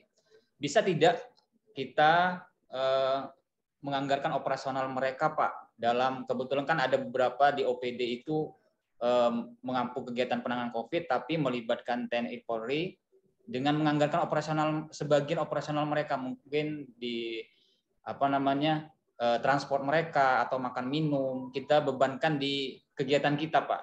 Yang kami khawatirkan juga dalam perjalanan ini takut ada double costing Pak. Mereka juga kan pasti ada anggaran COVID juga. Nah, yang itu yang dikhawatirkan. Sementara kita kan juga tidak tahu penganggaran mereka di TNI Polri gitu. Yang kita khawatirkan seperti itu. Kalau memang nanti jadi hibah, saya pikirkan itu lebih baik juga karena diserahkan kepada mereka untuk penganggarannya. Mungkin itu Pak pertanyaan yang menjadi kita polemik juga di daerah. Demikian Pak. Baik, terima kasih Singkawang. Silakan Pak Roy John Salamoni atau yang mewakili. Pertanyaannya hibah vertikal TNI Polri bisa nggak untuk biaya operasional? Kami persilakan. Ya Bang, izin. Pak Roy. Teman-teman di Singkawang pada prinsipnya kalau hibah kita sudah diberikan dalam bentuk gelondongan ya. Apa kegiatannya kita kasih saja, dia mau gunakan untuk apa disilakan. Ya Pak ya. Nah, untuk penganggaran perjalanan dinas di dalam SKPD, sebenarnya penganggaran perjalanan dinas kalau kita kembali ke PP 12, kita bisa memberikan kepada siapa saja, kepada masyarakat sekalipun kita bisa perjalanan dinas itu. Nah, kalau kekhawatiran dari teman-teman di Bakeuda Singkawang bahwa ini akan double anggarannya, saya kira kembali ke amanat Pak Direktur tadi saja, bahwa kalau memang belum tersedia anggarannya atau masih prosesnya panjang, pakai saja anggaran pemerintah daerah, nanti baru dihitung kemudian. Demikian Pak. Baik, terima kasih Pak Roy atas tanggapannya. Mungkin ada tambahan dari yang lain? Pak Rino misalnya? Siap. Mohon izin menambahkan Pak Fernando, mohon izin Pak Roy. Pertama Bapak Ibu kami sampaikan memang ketika berbicara hibah, konteks dalam Permendagri 26 adalah penanggulangan COVID-19. Ketika berbicara penanggulangan COVID-19, ada diantaranya adalah penanganan terhadap untuk menekan yang namanya COVID-19. Terus bagaimana ketika berbicara yang namanya hibah kepada instansi vertikal, Pak? Kami Pak takut Pak dia double costing atau tumpang tindih dengan APBN. Kami sampaikan Bapak Ibu, memang kalau prinsip kepada instansi vertikal itu ada amanat di dalam PP 2 tahun 2012 yang diantaranya ketika kita ingin memberikan yang namanya hibah kepada yang namanya pemerintah pusat, nanti pemerintah pusat dalam instansi vertikal itu akan melaporkan kepada teman-teman KPPN. Nanti KPPN itu akan yang membuka kode rekening. Nah, disitulah nanti kita akan mentransfer. Jadi tidak ada yang namanya full double pembiayaan. Nah, begitu juga nanti silakan diatur di dalam NPHD-nya, naskah perjanjian hibah daerah itu sendiri antara pemerintah daerah dan instansi vertikal yang salah satunya mengamanatkan tidak dibuat atau mohon maaf tidak double gardan lah kata kasarnya seperti itu. Jadi seperti itu Pak, izin menambahkan. Baik, terima kasih Pak Rino ya atas tanggapannya. Bagaimana Singkawang sudah menjawab? Kalau yang di kegiatan Pak, maksudnya Pak? yang ada di kegiatan di OPD, Pak. Misalnya ini di kelurahan atau di kecamatan, kita kan melibatkan Babinsa, Babin Kamtipnas, itu kan ada transport dan atau makan minum. Ini pertanyaan-pertanyaan kawan-kawan yang ada di wilayah kecamatan kelurahan juga nih, Pak. Apakah bisa langsung dibebankan belanja transportnya atau makan minumnya, Pak? Karena mereka mendampingi ini, Pak, hari-hari, Pak. Demikian, Pak. Baik, silakan Pak Rino.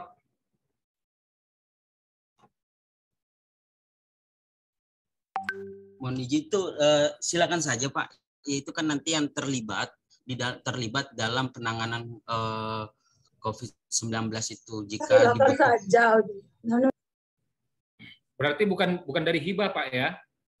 Ini kan dalam sifat program kegiatan ya Pak, PPKM Mikro ya. Benar Pak, benar dalam program kegiatan Pak. Berarti tadi kan maksudnya bukan hibah Pak. Jadi misalnya kecamatannya atau kelurahannya mau melakukan vaksin, dibantu oleh tenaga kesehatan yang ada di kepolisian atau di Polri ya, di TNI atau Polri ya, atau berupa pengamanan ya. Jadi disilahkan Pak, ya, bukan yang uang, artinya menggunakan dalam program kegiatan Pak ya.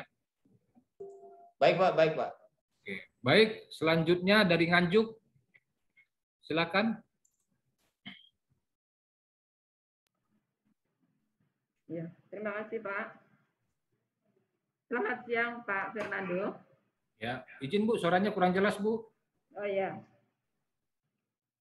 Selamat siang Pak Fernando, sudah jelas? Oke. Ya. Langsung aja Pak, jadi terkait dengan BTT.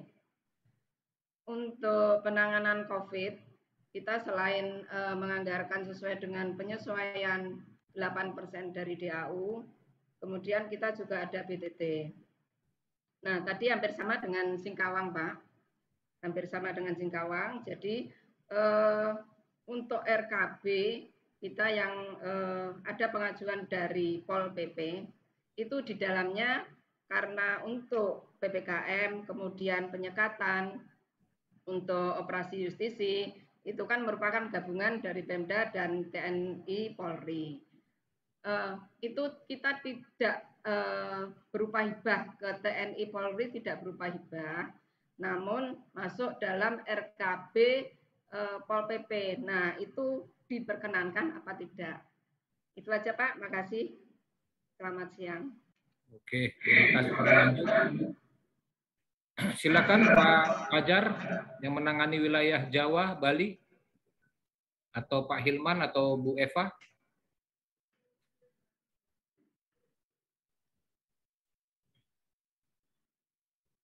Pak Fajar, Pak Hilman atau Bu Eva.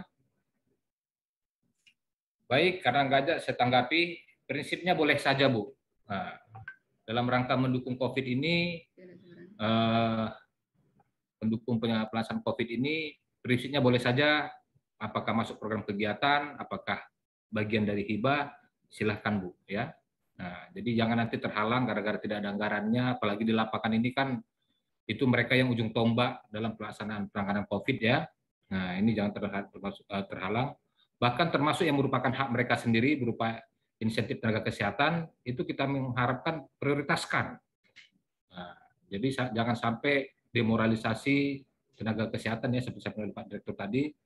Ini mereka di ujung tombak yang bertarung dan mati-matian ya, dan banyak juga korban dari nakes. Nah, artinya yang menjadikan hak mereka pun jangan sampai menurunkan motivasi mereka dalam penanganan COVID ini. Kita nggak tahu apakah badai COVID yang seperti 2 minggu lalu masih terulang atau tidak ya.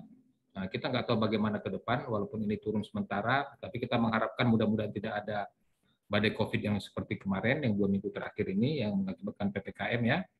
Nah, artinya apresiasi kita bagi tenaga kesehatan yang merupakan ujung tombak dalam pelayanan COVID, penanganan COVID, ini kita berikan. Termasuk untuk operasional. Jangan nanti di kendalanya, wah nggak ada bensin, nggak ada ini, wah nggak bisa gitu kita Bu ya. Nanti kita yang jadi sorotan, jadi viral lagi kita di media sosial, wah repot kita Bu. Ya.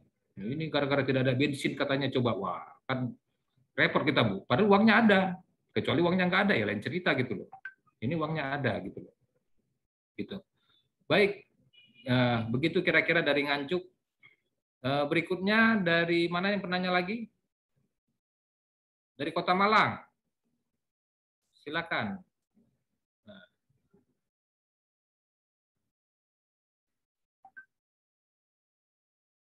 Silakan dari Malang.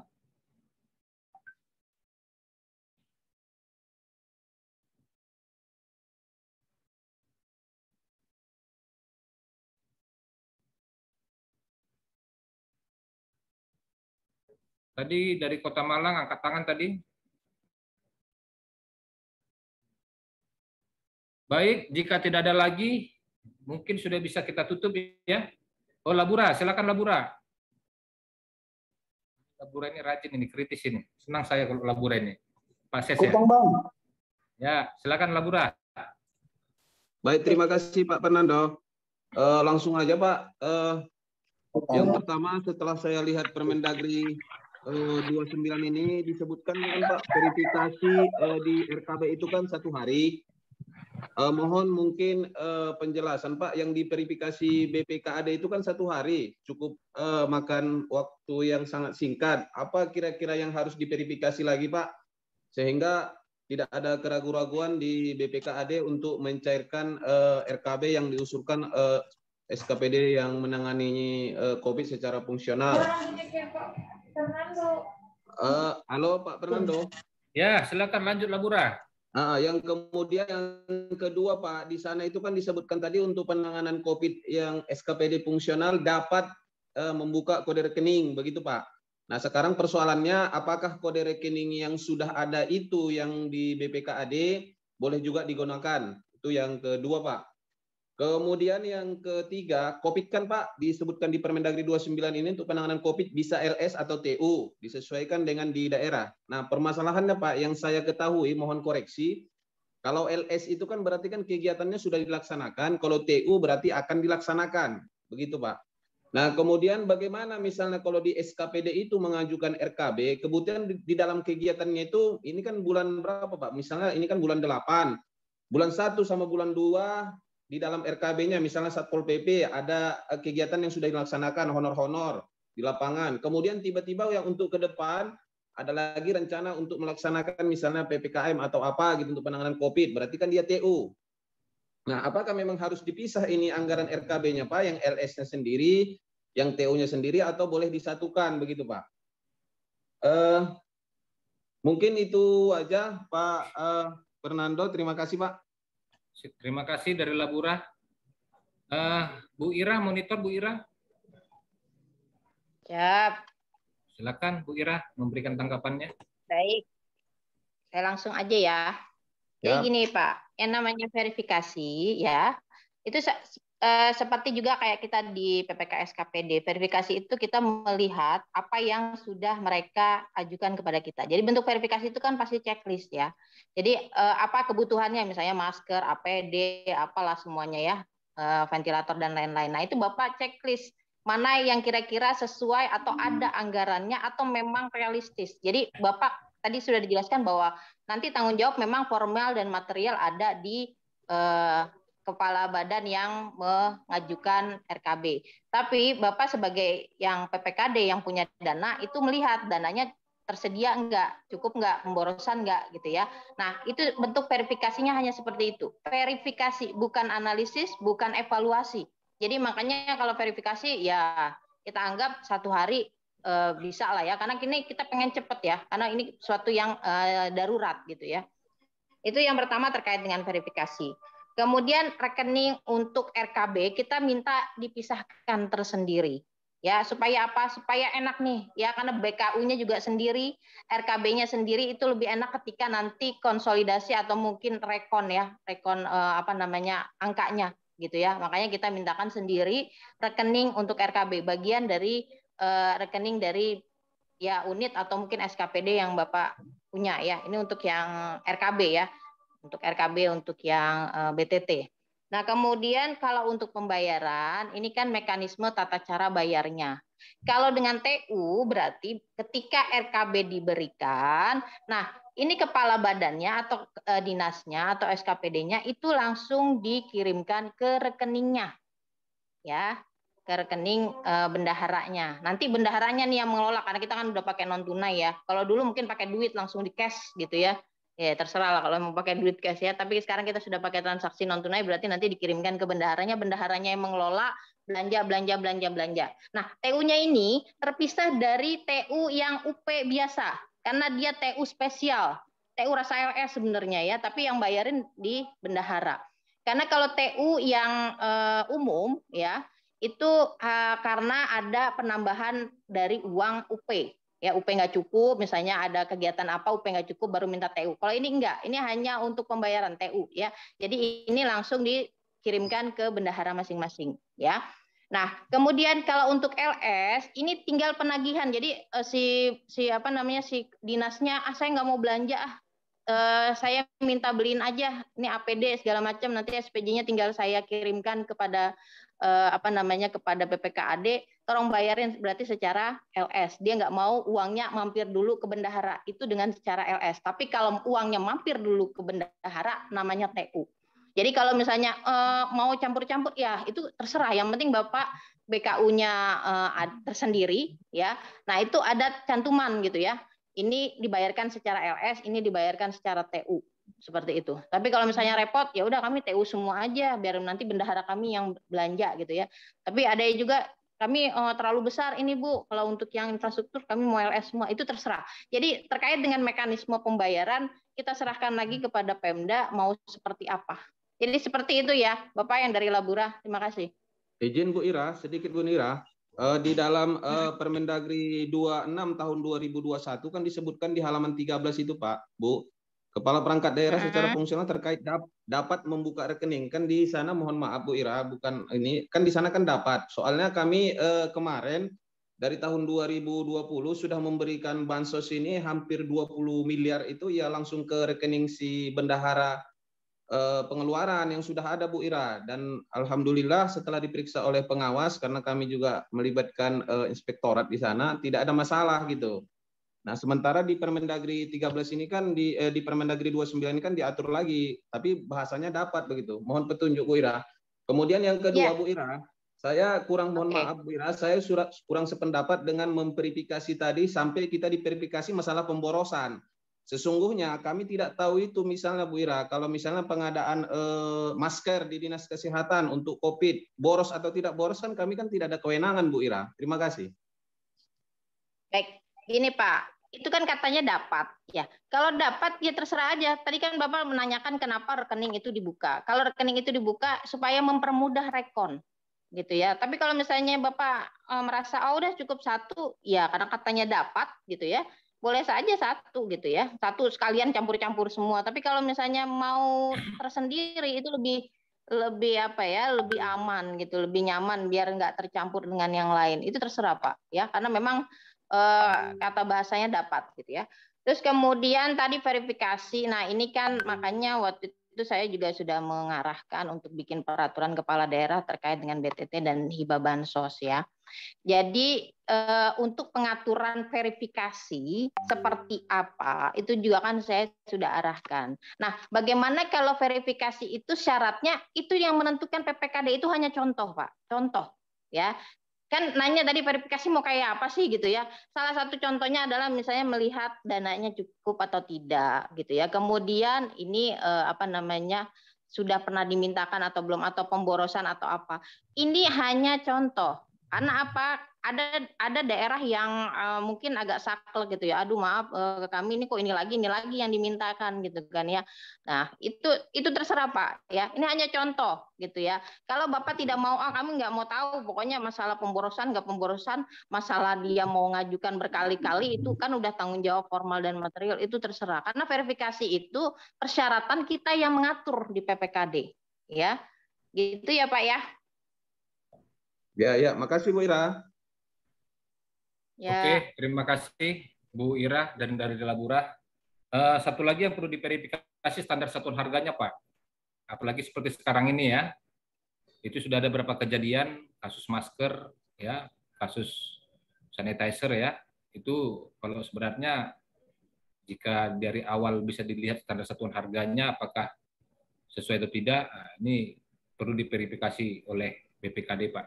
Artinya jangan nanti terseret-seret BPKD-nya kalau ada pelanggaran. Ya, benar-benar minta diverifikasi semua standar harganya Pak. Ya, itu tambahan dari saya.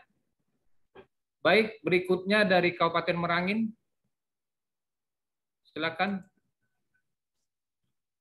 Kabupaten Merangin.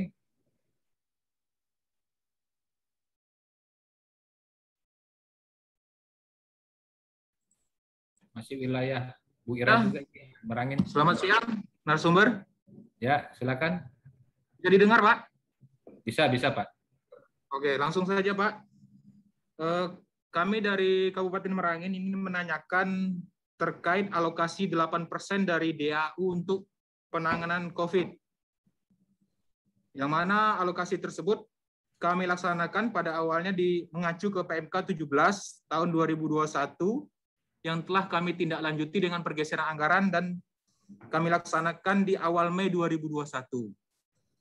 Nah, mengacu ke PMK 17 tersebut, Bapak narasumber, ada pasal yang menyatakan bahwa pemerintah daerah dapat melakukan penyesuaian alokasi 8% tersebut yang digunakan untuk penanganan COVID selambat-lambatnya 3 bulan dengan mempertimbangkan perkembangan status kondisi penanganan COVID di daerah masing-masing. Berarti kalau kami mengadakan di bulan Mei, berarti kan setidaknya di bulan Agustus kami sudah dapat mengevaluasi gitu, terhadap penyediaan anggaran tersebut.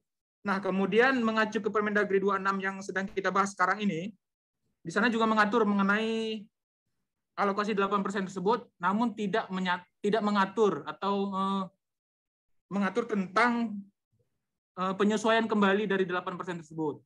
Nah, untuk diketahui Pak, kondisi di daerah kami telah melakukan refocusing anggaran 52 miliar dari total alokasi 8% yang diamankan dari DAU tersebut.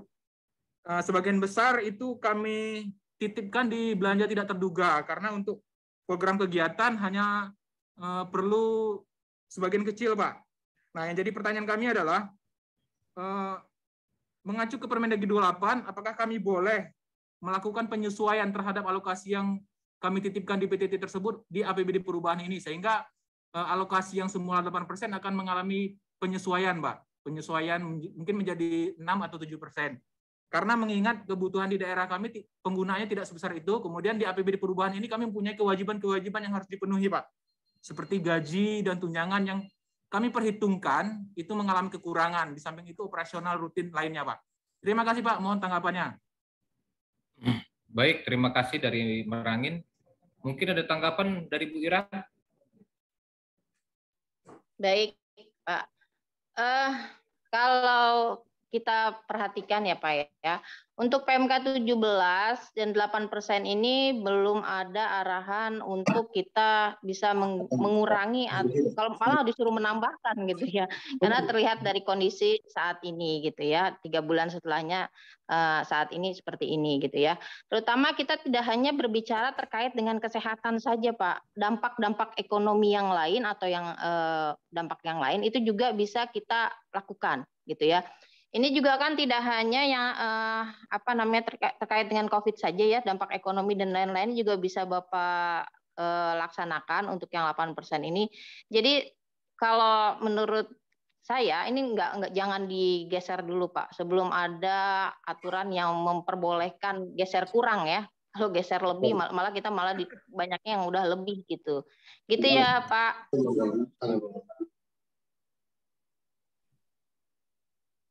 Baik Bu, terima kasih atas penjelasannya Bu. Ya. Sedikit tambahan, Permendagri 26 ini Pak tidak berdiri sendiri Pak. Kami juga menyusun Permendagri 26 ini berpedoman pada PMK 17 Pak. Jadi artinya kami saling melengkapi. Prinsipnya seperti saya katakan di awal tadi, ini fleksibilitas bagi teman-teman di daerah. Itu prinsipnya Pak. Jadi artinya jangan sampai teman-teman di daerah berpikiran bahwa Kemenkeu membuat regulasi sendiri, Kemendagri membuat regulasi sendiri tanpa ada koordinasi ya. Nah, ini semua benar-benar sebagai tindak lanjut dari PMK 17. Artinya kami saling melengkapi dan saling mengisi. Begitu kira-kira Pak ya. Baik, berikutnya dari mana nih? Kabit Perdarahan. Dari daerah mana ini Pak? Kabit Perdarahan Badan Keuangan mana nih? Dari Kota Gorontalo Pak. Kota Gorontalo, silakan Pak. Ya, terima kasih. Mungkin kami langsung saja Pak. Terima kasih. Jadi Pak, terkait PMK 17 itu Pak, terkait pembayaran Innakes ya Pak ya.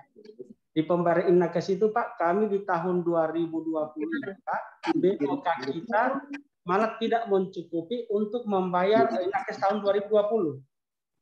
Nah, kita mau mengoptimalkan bayarnya dengan DTU tahun 2021. Yang menjadi pertanyaan kami Pak, untuk Innakes tahun 2020, kami tidak sempat, SKPD-nya tidak sempat menginformasikan bahwa ada tunggakan Pak. Jadi tidak masuk di laporan keuangan Pak, di hasil audit BPK. Nah, apakah kita setelah mengalokasikan itu, apa masih bisa membayarkan? Karena tidak menjadi hutang di 2020, tidak sempat dicatat sebagai hutang. Itu yang pertama Pak. Yang kedua Pak, terkait BTT. Terkait BTT itu Pak, oke, ada yang kriteria mendesak. Nah, bagaimana kriteria mendesak itu Pak?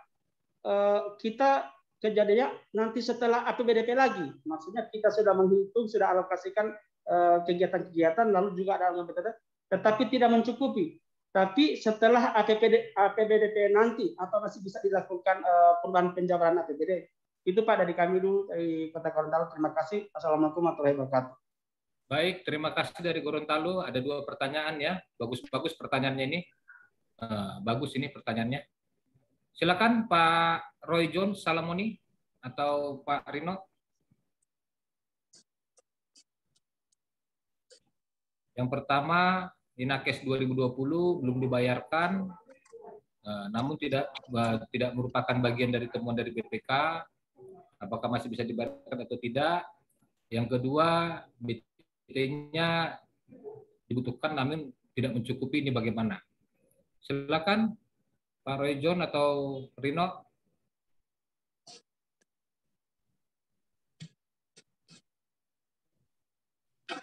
Pak Rino monitor.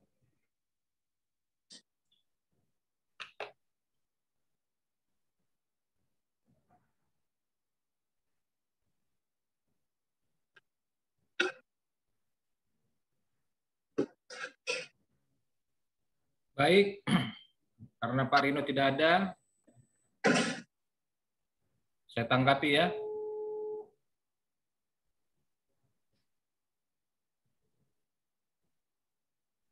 Untuk Innakes 2020 yang masih merupakan hutang ya, namun tidak temuan dari BPK, apakah masih bisa dibayarkan atau tidak? Bisa Pak, ya masih bisa Pak, karena seperti saya katakan tadi Pak, ini merupakan kewajiban kita Pak. Dia sudah bekerja, masa nggak dibayarkan? Nah, 2020 kemarin mungkin banyak faktor yang mempengaruhi sehingga belum terbayarkan. Nah, sepanjang itu masih bisa, itu merupakan kewajiban daerah untuk membayarkan, bisa saja Pak. Ya, tidak harus temuan BPK Pak. Ya masa Pak orang kerja Pak, karena temuan dulu baru dibayarkan Pak. Nah, yang penting aja catatan, bukti-bukti bahwa dia bekerja, ya, bahwa dia sudah ikut mendukung penanganan COVID. Itu ada semua, lengkap semua, sehingga pembayaran saja yang belum, itu saja Pak yang perlu dicek kelengkapan dokumen pendukungnya Pak. Ya, ini repot nih Pak, kalau bicara kerja tapi tidak dibayarkan. Nah, kalau tidak ada anggarannya nggak apa-apa Pak. Ini kalau ada anggarannya ya bayarkan dong, kan begitu ya. Nah, masalah apa? Kemudian yang kedua, BTT tidak mencukupi. Nah, jika memang pengajuannya lebih besar daripada ketersediaan BTT, Bapak cek lagi. Itulah tadi fungsi verifikasi. Jangan sampai double anggaran. Ya. Kemudian standar satuan harganya Bapak cek lagi. Beberapa kejadian kemarin itu masalah masker yang harganya berapa dibuat menjadi berapa. Ini Bapak silakan googling di internet ya. Nah, itu baru Bapak mengecek, verifikasi lagi. Nah, yang kedua, jika masih belum mencukupi, lihat skala prioritasnya Pak, mana yang prioritas. Nah, misalnya Bapak tidak menyiapkan isolasi terpadu ya, terpusat ya, isolasi terpusat, diajukan ya. Kalau memang masih bisa ditangani dengan isolasi mandiri, tidak harus dengan secara terpusat ya. Nah, Bapak cek lagi mana yang merupakan skala prioritas dan mana yang merupakan prioritas dari pusat dan provinsi. Itu Pak cek dan cek lagi. Nah, jika masih belum juga, ya baru melakukan pergeseran anggaran dari SKPD mana kegiatan yang belum dilaksanakan, tarik dari situ Pak. Itu prinsipnya Pak ya, dari Gorontalo. Begitu tanggapan dari saya. Jadi Pak, intinya jadi biar tidak diakui hutang Pak di laporan keuangan tetap bisa dibayarkan Pak kalau anggaran itu saja Pak ya? Bisa Pak. Oh, siap. Sepanjang dilengkapi dengan dokumen data pendukung ya. Terima kasih Pak. Terima kasih. Selanjutnya dari Donggala. Kubang Pak. Dari Donggala silakan, ini wilayah ya, Pak. Sulawesi juga ini. Silakan.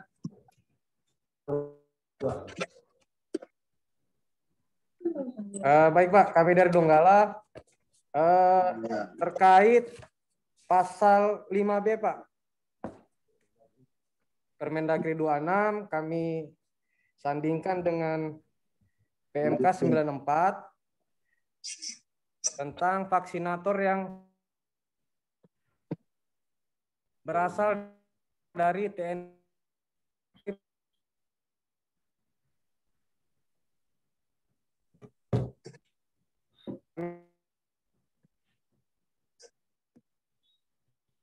jelasan Pak, karena di sini disebutkan bahwa preventif atau N. Kemudian di PMK 94 itu Pak, Pemda wajib mengganti dana potongan penyaluran DAU dan DBH Pak. Nah sementara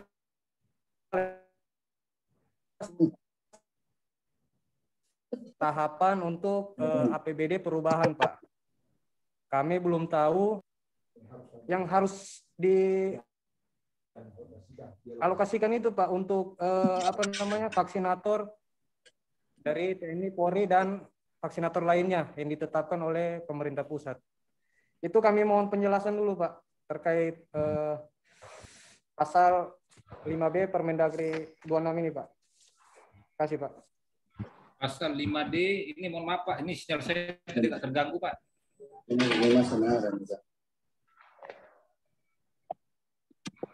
Bagaimana Pak? Ini 79.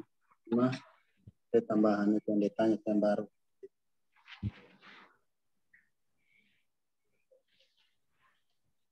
Pasal 5. Pasal 5B Pak, 5B. 5 delta. 5B, B. Bravo. 5 Bravo. Oke. Ya, ayat 2 Pak. Ayat 2.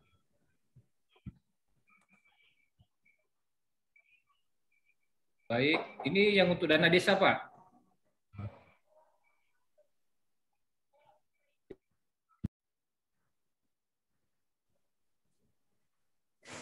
Bagaimana Pak? Ya Pak, maksudnya gimana Pak?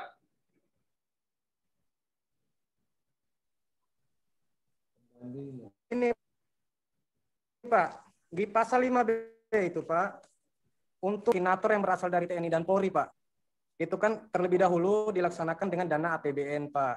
Ya. Ini maksudnya dari DAU Pak. Dengan PMK 94. Ya, baik Pak. Ini maksudnya penggunaan dari DAU Pak. Jadi yang dari DAU-nya digunakan.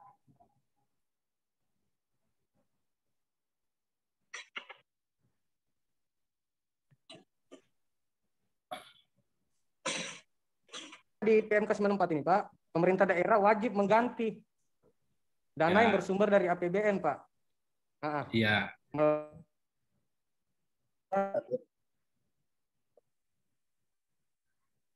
Suaranya putus-putus Pak, Donggala.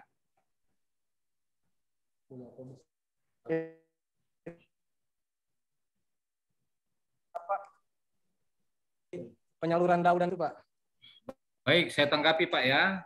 Jadi prinsipnya Pak ya, untuk operasional baik yang bersumber APBD, baik sumber dana dari APBN ya maupun dari APBD dan berupa DAU, ini disilahkan Pak untuk digunakan termasuk untuk TNI Polri Pak ya.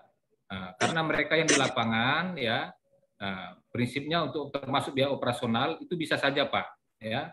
Bagaimana proses pelaksanaan di lapangan nanti itu kami serahkan kepada daerah masing-masing. Apakah seperti yang selama ini di beberapa daerah langsung terjun atau bersama-sama ya, masing-masing atau bersama-sama, silahkan teknisnya kami serahkan pada daerah masing-masing. Nah, prinsipnya ini memudahkan teman-teman di lapangan untuk melakukan kegiatan penanganan COVID. Begitu kira-kira Pak. Ada tambahan dari Pak Rino? Jika tidak ada, mungkin kami akhiri sampai di sini Pak. Fernando, sebentar boleh? Izin, mau rapat nih Pak, saya Pak lagi Pak. Rapat izin Pak Fernando, Banten, Pak Fernando. Bang Fernando, ya, Kota Kupang. Banten. Izin Pak, kebetulan saya mau rapat lagi nih Pak. Ini ada yang mendampingi nggak? Pak Rino? Kota Pak Kupang, Fernando, Bang. Banten. Kota Tadi Kupang. Bapak sebut soalnya. Izin Pak, saya kebetulan mau rapat lagi nih Pak. Saya kasih satu pertanyaan lagi Pak ya. Dari Kupang, silakan. Siap, izin Bang Fernando. Ya, dari Kupang silakan. Izin Bang, ini mau tanya, saya langsung saja ini terkait dengan pengajuan RKB untuk COVID BTT Pak. Kalau kita di sini khusus untuk Pol PP, Perhubungan dengan kecamatan itu mereka melakukan pengajuan RKB-nya melalui BPBD.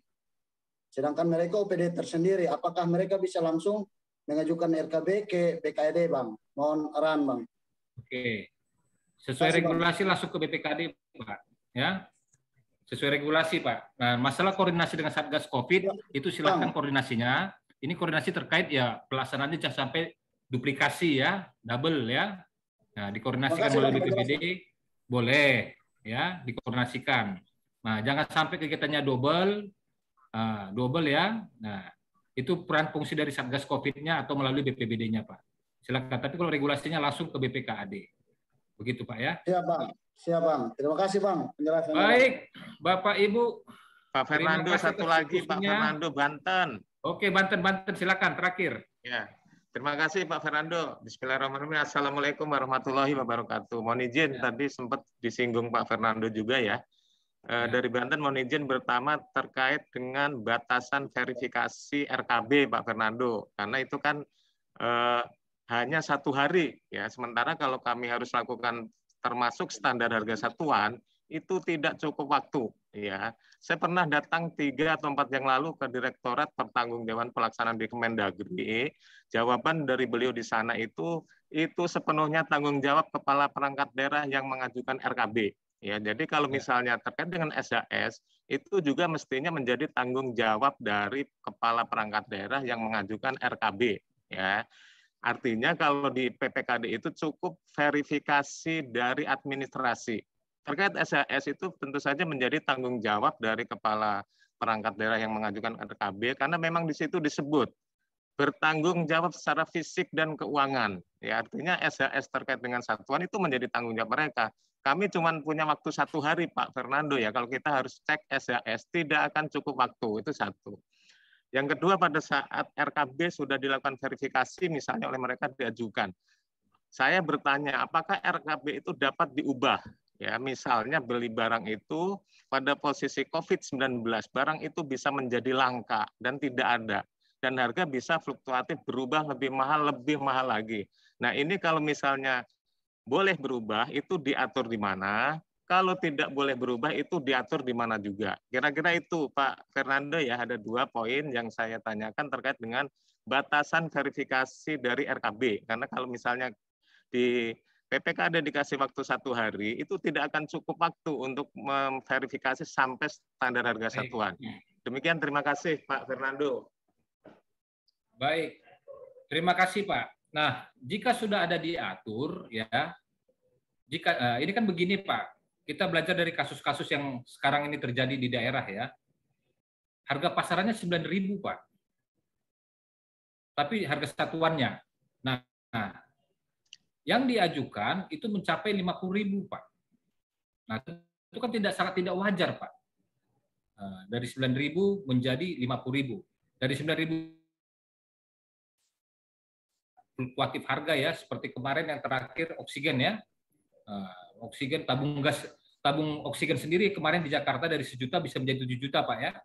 Nah, itu tentu di luar kondisi normal ya. Nah, artinya standar harga ini diprediksi ini tidak melampaui dari yang telah diperkirakan. Ya. Nah, kemudian yang kita garis bawahi di sini adalah di proses antara proses perencanaan dengan proses pelaksanaan. RKB itu kan masih rencana Pak.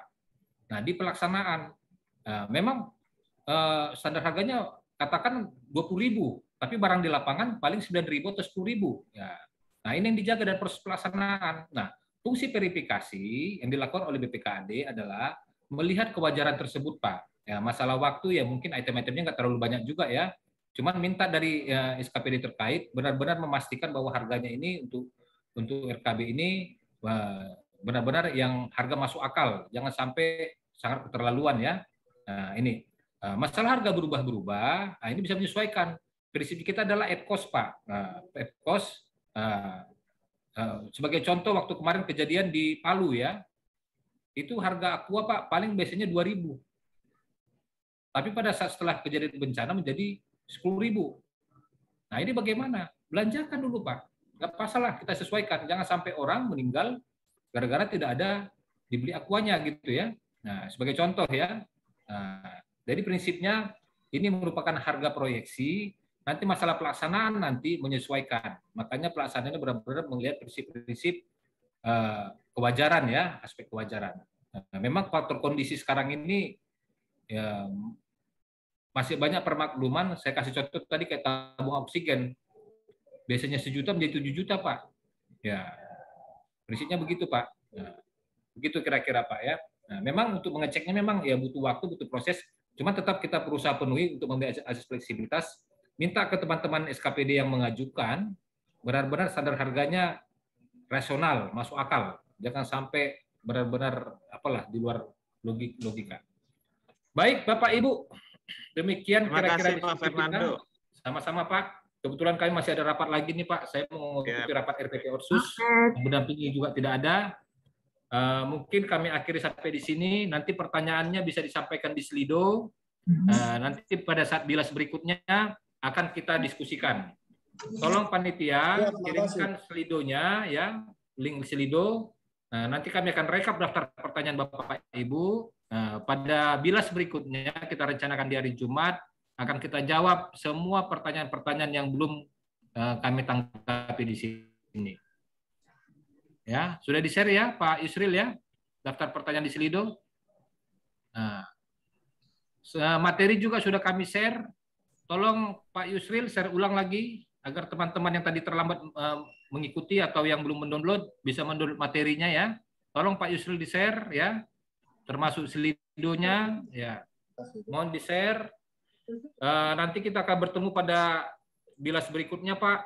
Kita rencanakan di hari Jumat ya. Kita rencanakan di hari Jumat pukul 10 waktu Indonesia bagian barat. Sampai ketemu lagi, surat akan kami siapkan. Terima kasih atas diskusinya. Mohon maaf kalau ada penyampaian kurang tepat. Billahi taufiq wal hidayah. Assalamualaikum warahmatullahi wabarakatuh. Waalaikumsalam. God bless you. Nanti. Salam. Waalaikumsalam.